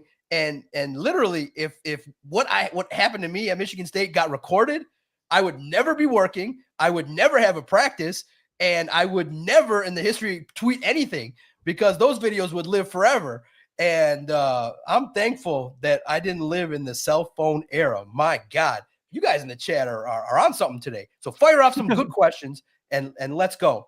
Now, in regards to Zadarius Smith, first and foremost, y'all didn't see who he's hanging out with? Like, let's talk about that for a minute. Yeah. Now, I could be fake news. Like, half the time I look at this stuff, I'm doing 4 other things, and I'm like, is this real? But I think Zadarius is getting it in with someone very important in Africa, and he's having himself a great time. He looked happy. He looked relaxed. I think it's cash doll. If it's not my cup of tea in regards to knowing who these people are, but I'm like, Zadarius. She's like, I think they said that she got out of a relationship and now she's flowing with Zadarius Smith. I was like, that's my dog. That's the guy that can do his thing and is having a good time in the offseason. But he didn't look like he was all that thrilled with Zadarius doing his thing. But look on the line and you can confirm it or deny it for me, because I wasn't like fact checking it. I did think, like, is there a way to even creatively write this? But I was like, I don't think Zadarius Smith partying in Africa was going to flow in any kind of headline that was going to make it, the way I wanted to write about it. So some things you can say, hey, John, good decision. But check it out. You can see Zadarius having a good old time with his life, getting it in, doing his thing. In terms of football, I think he's worth bringing back. I mean, you could do worse, but you can't have him be the starter. Like, the guy's north of 30. I think that you need a young, hungry defensive lineman to take over and play more and find out what's going on. So I would like to have him. I think that he can be a player that you can scheme to have success. I think he's good. And I think he's a great culture guy. I think he's got that physical, gritty mentality. I like what he brought to the table. He's not a take over a defense kind of guy, but I think that in a situation where edge rushers are hard to find, I think that, problem is, the cap, and you're having a good situation. You're having a good time. So we'll see. You got some contracts you got to take care of. So could he be a cap casualty? Maybe DJ Reader's more of a risk to be gone than Zadarius Smith. But at this point, I don't think Wingo is ready yet to fill in that role, more of a reserve. So at this point, I would like Zadarius Smith to be a Detroit Lion. I think he fits.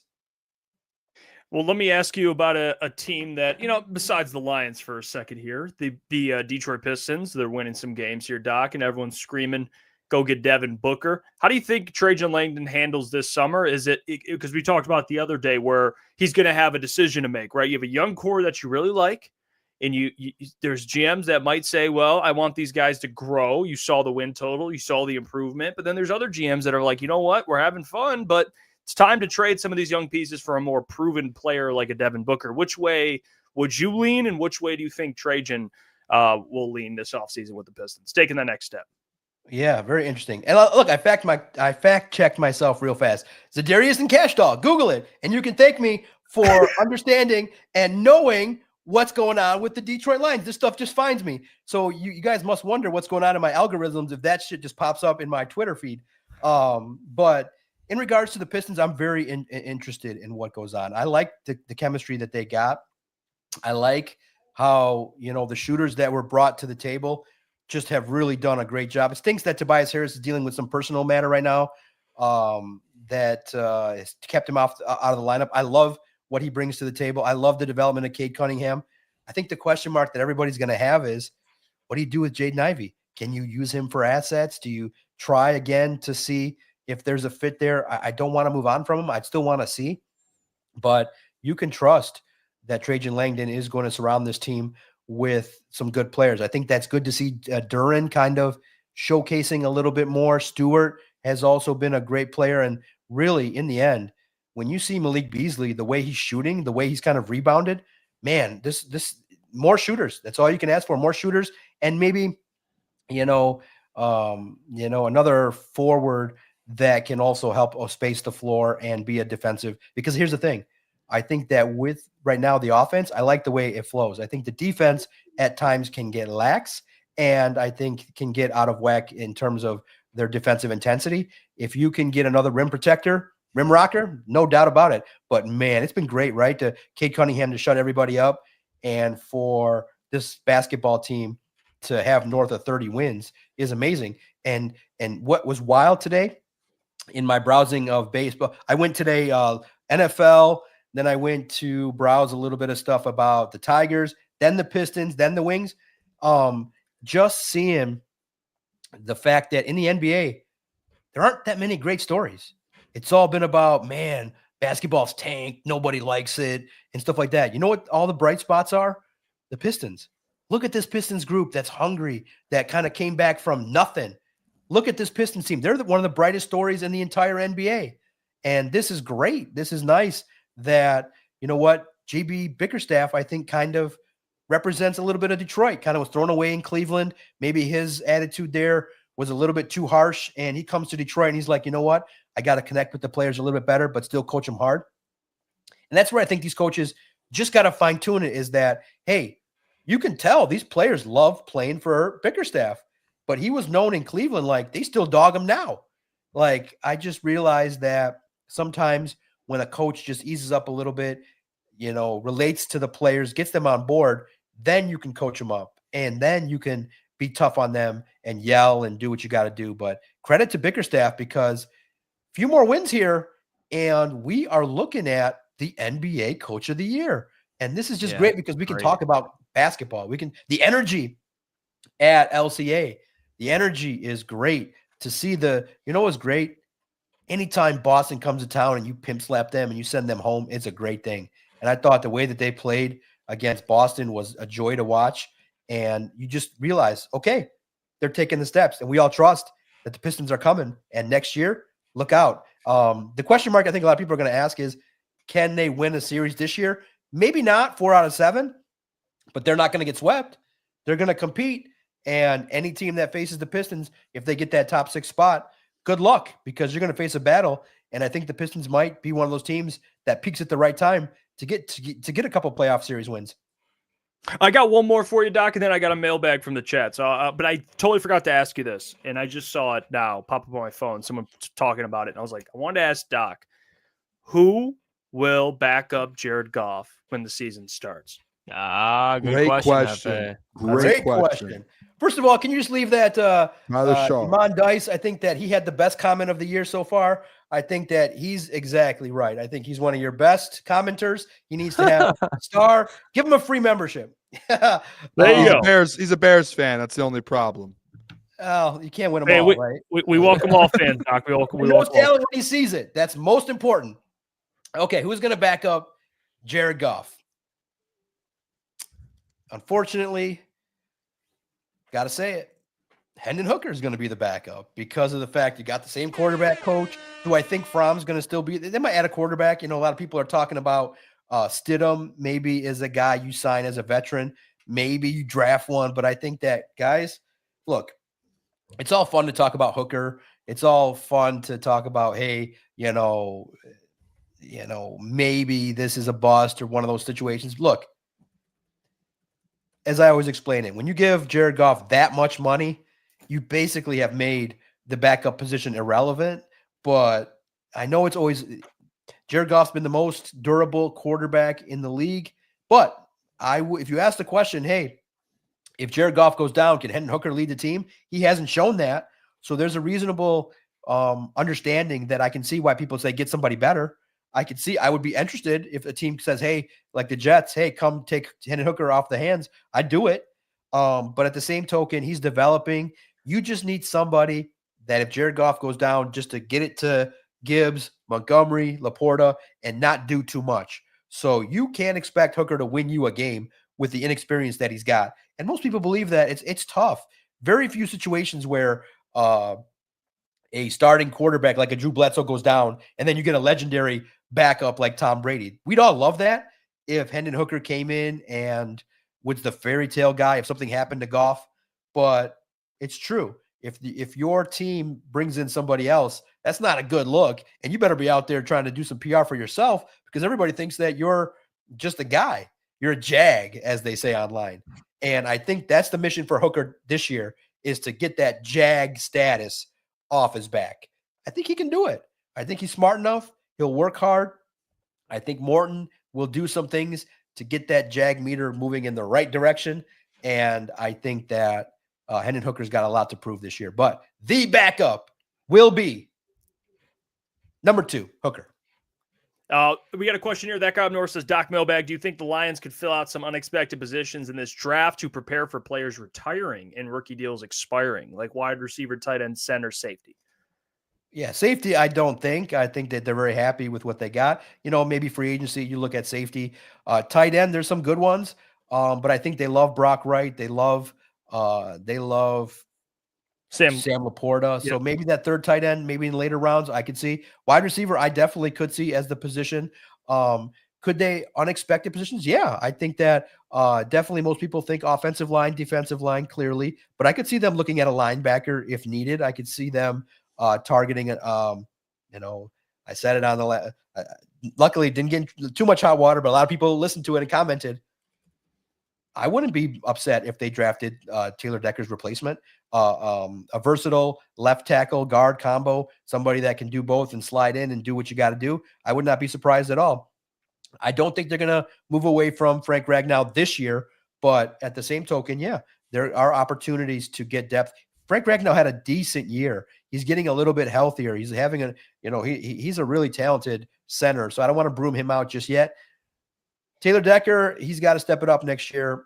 It might be his last year in Detroit. So absolutely, I could see them filling out some unexpected positions. We're now in early March. Free agency will now give us huge clues regarding what areas they'll target in the draft. And it's all going to be predicated on who comes back and who doesn't. So great question. We got one more here, or two, actually. Tyler says, I have a question for Doc. How did Jalen Milroe grow his hands for the combine? Yeah, it's wild. How does that even happen? Do they just notice a messed up measurement? I mean, how? Look, a lot of people liked what Jalen Milroe brings to the table. I don't think that, I know he is a quarterback that is interesting and I think met with the Lions in one of those top visits, but I don't think that he is somebody that, they need to really bring in. I think that it wouldn't hurt, but I think you need more spots along the defense to make things better. So I did not ask Jalen Milroe any questions. I was focused on the defense. I left the offensive stuff to you guys and everybody else. I did not worry too much because I don't think that there's going to be too many offensive players drafted in this draft for the Lions. I focused heavily on the defense. And if I were to, at that point in time, by the time the quarterbacks were talking, I would have been wore out. The edge rushers and the defensive tackles were, the crowds were big. You had to battle through all the national media. I only wanted to handle 1 or 2 days of that. I don't think you need a quarterback. And Jalen Milroe will be successful. I do think he's competitive, and I like the way he played. He shined in the combine as opposed to the Ohio State quarterback who had, I think, one of the worst performances in combine history. So how did he grow his hands? Pills. Yeah, it makes any sense. All right. Well, that'll do it for the questions from the chat. We appreciate you as always, Doc. Keep up the great work. You can check out Doc's stuff. Obviously, Detroit Lions on Sports Illustrated, but also check them out on YouTube. Same thing. We appreciate you. We'll see you next week, Doc. Keep up the great work, and we love you. Yeah. Follow us. Make sure you message. I appreciate it. Message at Detroit Podcast. Thank you. Subscribe to the YouTube channel. Make a comment. We appreciate it. If you like it, you don't. Again, to the chat, you guys are great. Everybody covering Detroit sports. I love it. Even if you give whack ideas about free agents, it's fun to banter. And thanks for making me just a small part of the community. Let's go. It's time. And guys, free agency frenzy next Monday through Wednesday. Don't leave your computer. It could happen at midnight. It could happen at Next Tuesday is my birthday. I'll be a year older, so I'll be a year wiser. And let's go. Free agency frenzy. Pisces rule. March is the best month. You guys are crushing it. Let's go. Follow me, because guess what happens? I'm going to say this quickly and succinctly.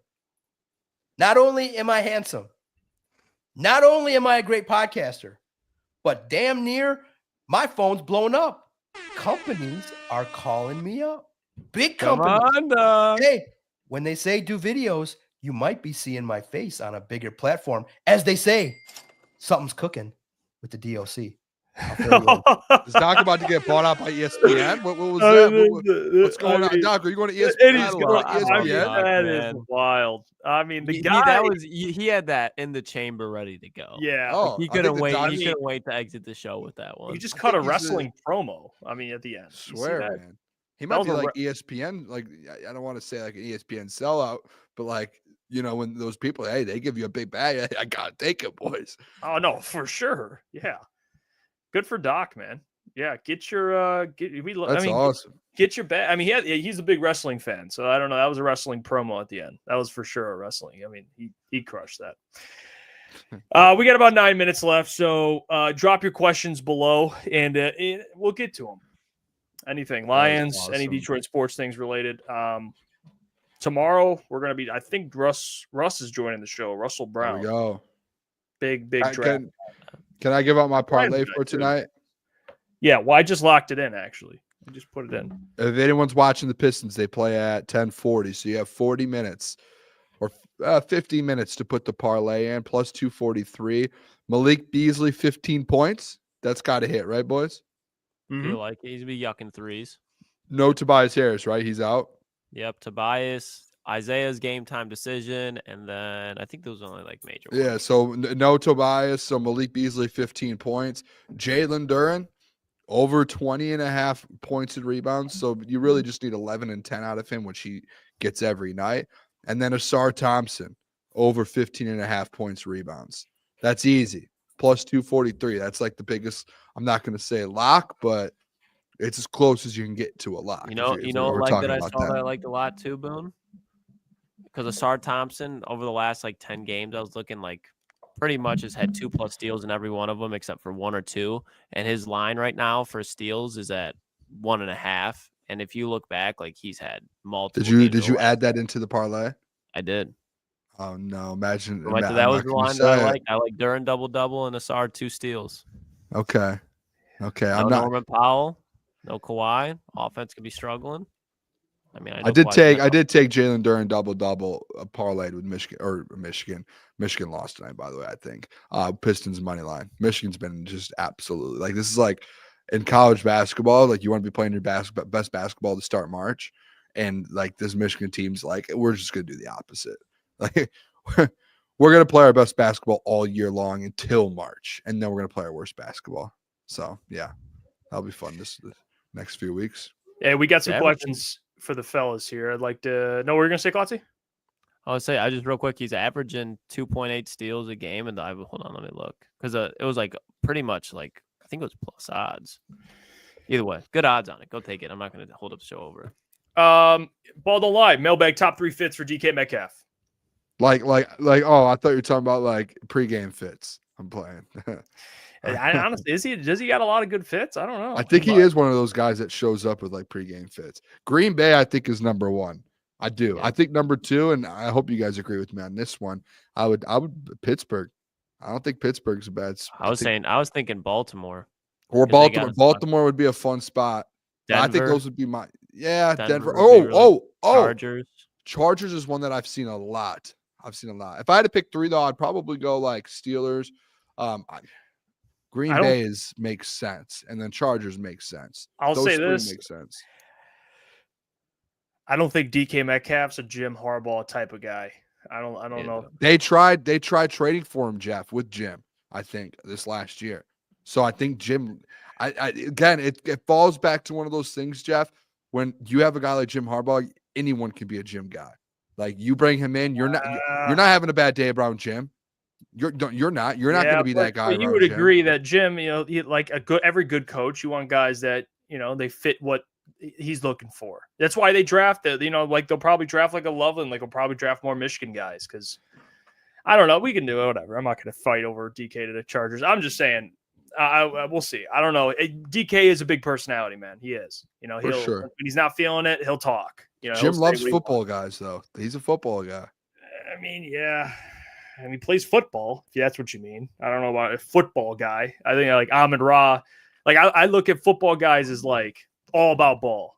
That's like nothing but ball. They don't talk much. They just play ball. You know what I mean? Like, and football guys talk. Football guy? Okay, so Debo's a football guy. Football guys talk. Let's not gatekeep football guy here. No, okay, you could talk and be hey, Petty. I'm out. No. It's getting petty. Petty. I'm just being honest. No, we can disagree then. All right, let's get to the next question. Debo's a football guy. Ryan says, Mailbag, can I get Jeff saying Mel Kiper Jr.? I don't know what that means. I don't know why the Mel Kiper Jr. comparisons are coming from. I respect them. I got, maybe the hair, but I have no problem. I have no problem being compared to Mel Kiper. Can you say, hi, I'm Mel Kiper? I'm not going to say that. But what I will say is I respect Mel.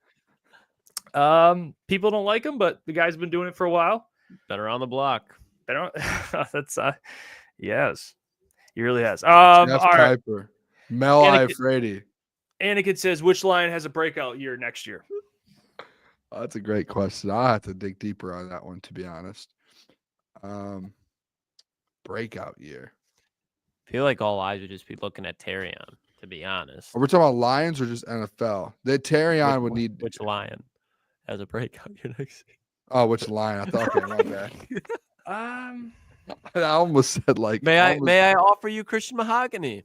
Yeah, no, I mean, I think he's already shown. Like if Graham ends up, it depends on. You know what? I'll go. I'll say it because it has to happen. Taron Arnold. No, I mean it's if he doesn't, we got to start having a tough conversation. I'll just say that. He has to have a breakout year. Not saying the guy has to be like all pro, but he has to show like, okay, this guy's legit. Like, okay, Pro Bowl like Pro Bowl flirting with a Pro Bowl type of thing. I agree. Project Martin.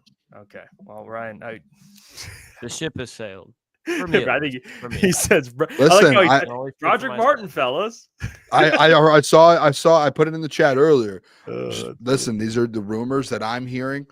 I don't know if Klotz froze, but these are rumors that I'm hearing. Heard Broderick's having a big off season, and he's supposed to come in looking like Chris Jones. That there people are starting to like. I hear people in the building are saying that he's got that Chris Jones kind of build. Not yet, bro. Not yet. Hey, listen, Klotz, these are rumors. I don't believe it. I just listen. I get rumors. I report them. I'm hearing rumors that big off season already might be looking like Chris Jones right now. Malik says, Mailbag. Who you taking? That was a joke, by the way. Who are you taking to be Goff's successor in the 2026 draft? Cade Klubnik or my guy Nico? Okay, now we're talking. No on Cade Klubnik. Absolutely not. Boone might not like that one. Boone's a Cade Klubnik fan. I don't think he's that bad. He's a good quarterback. That's exactly. So that's why I'm out on Cade Klubnik. Your answer right there. I'm not. I don't think you take him to be like the successor. And then Nico is probably going to go higher than the Lions will probably select. And I don't think did he come out next year? He was a redshirt his first year, a freshman. I think he's got one. I could be wrong. Let me look for you. Hey, Drew Aller. Drew Aller will be available next year. Okay, let's move on. Let's move on. From I mean, Arch Manning will be available. Yeah, he's going to go. I'm looking at 2026 mock drafts right now. This is disgusting.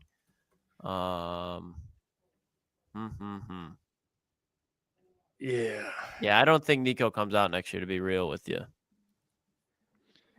Yeah, I'm curious. I am curious what happens with Cade Klubnik, like in the NFL, like what he looks like in the NFL. I am. Yeah, I don't. He did ball this year. I mean, he put up numbers. It's going to have to do with this. He has to do it. Yeah. It doesn't matter what you do. Doesn't matter what you do this year. It's like you're going into the draft. Look at Quinn Ewers. Projected top 10 pick 2 years ago. If he couldn't come out because he was a sophomore, I think. But like then the next year, it's like, and then all of a sudden he drops. He's probably not even gonna be a top 2 round pick. Jeff, he does come out next year. He does. Nico okay. Does. Yeah, and Big year for him then, Jeff. Sam Big Levitt year comes for out, him. bro. yeah, it is. It's a Sam massive. Levitt comes out.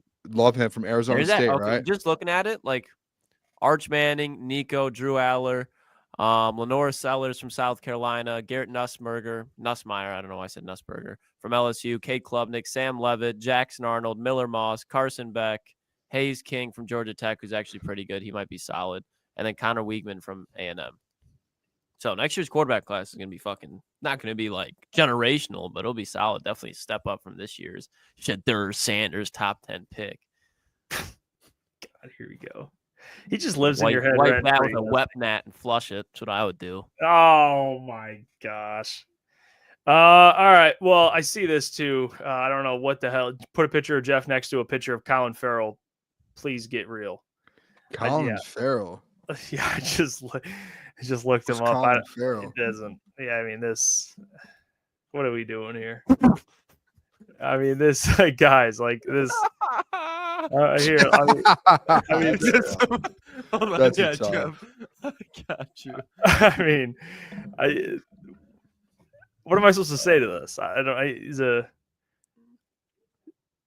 know. What am I supposed to say? Oh no, you gotta get the real picture here. He's not. He's. I'm sure that man. Okay, a mugshot. Jesus. Oh no, I don't know if that's a mugshot. That looks like just a normal picture. No, that's a mugshot, dude. It has Think to be, so? right? The mugshot. wall was gray and not white, so don't know. We got to move on from that because I want to share a picture. Hold on. Can you confirm this, Insider Boone? Oh, if so, hold on. Yeah, people I are think saying so. it. ETN just put it Confirm. in the chat. Confirm. Watch him. He'll be a 49er. Yeah, I agree with you. He'll be a 49er in 24 hours. All right, boys. Hey, All right, fella. good stuff today. Appreciate you all. Appreciate Gotta the get doc. to We'll work be back over here. tomorrow, 8 to 10 p.m. So we'll see you guys then. Love you Until guys. then. Peace.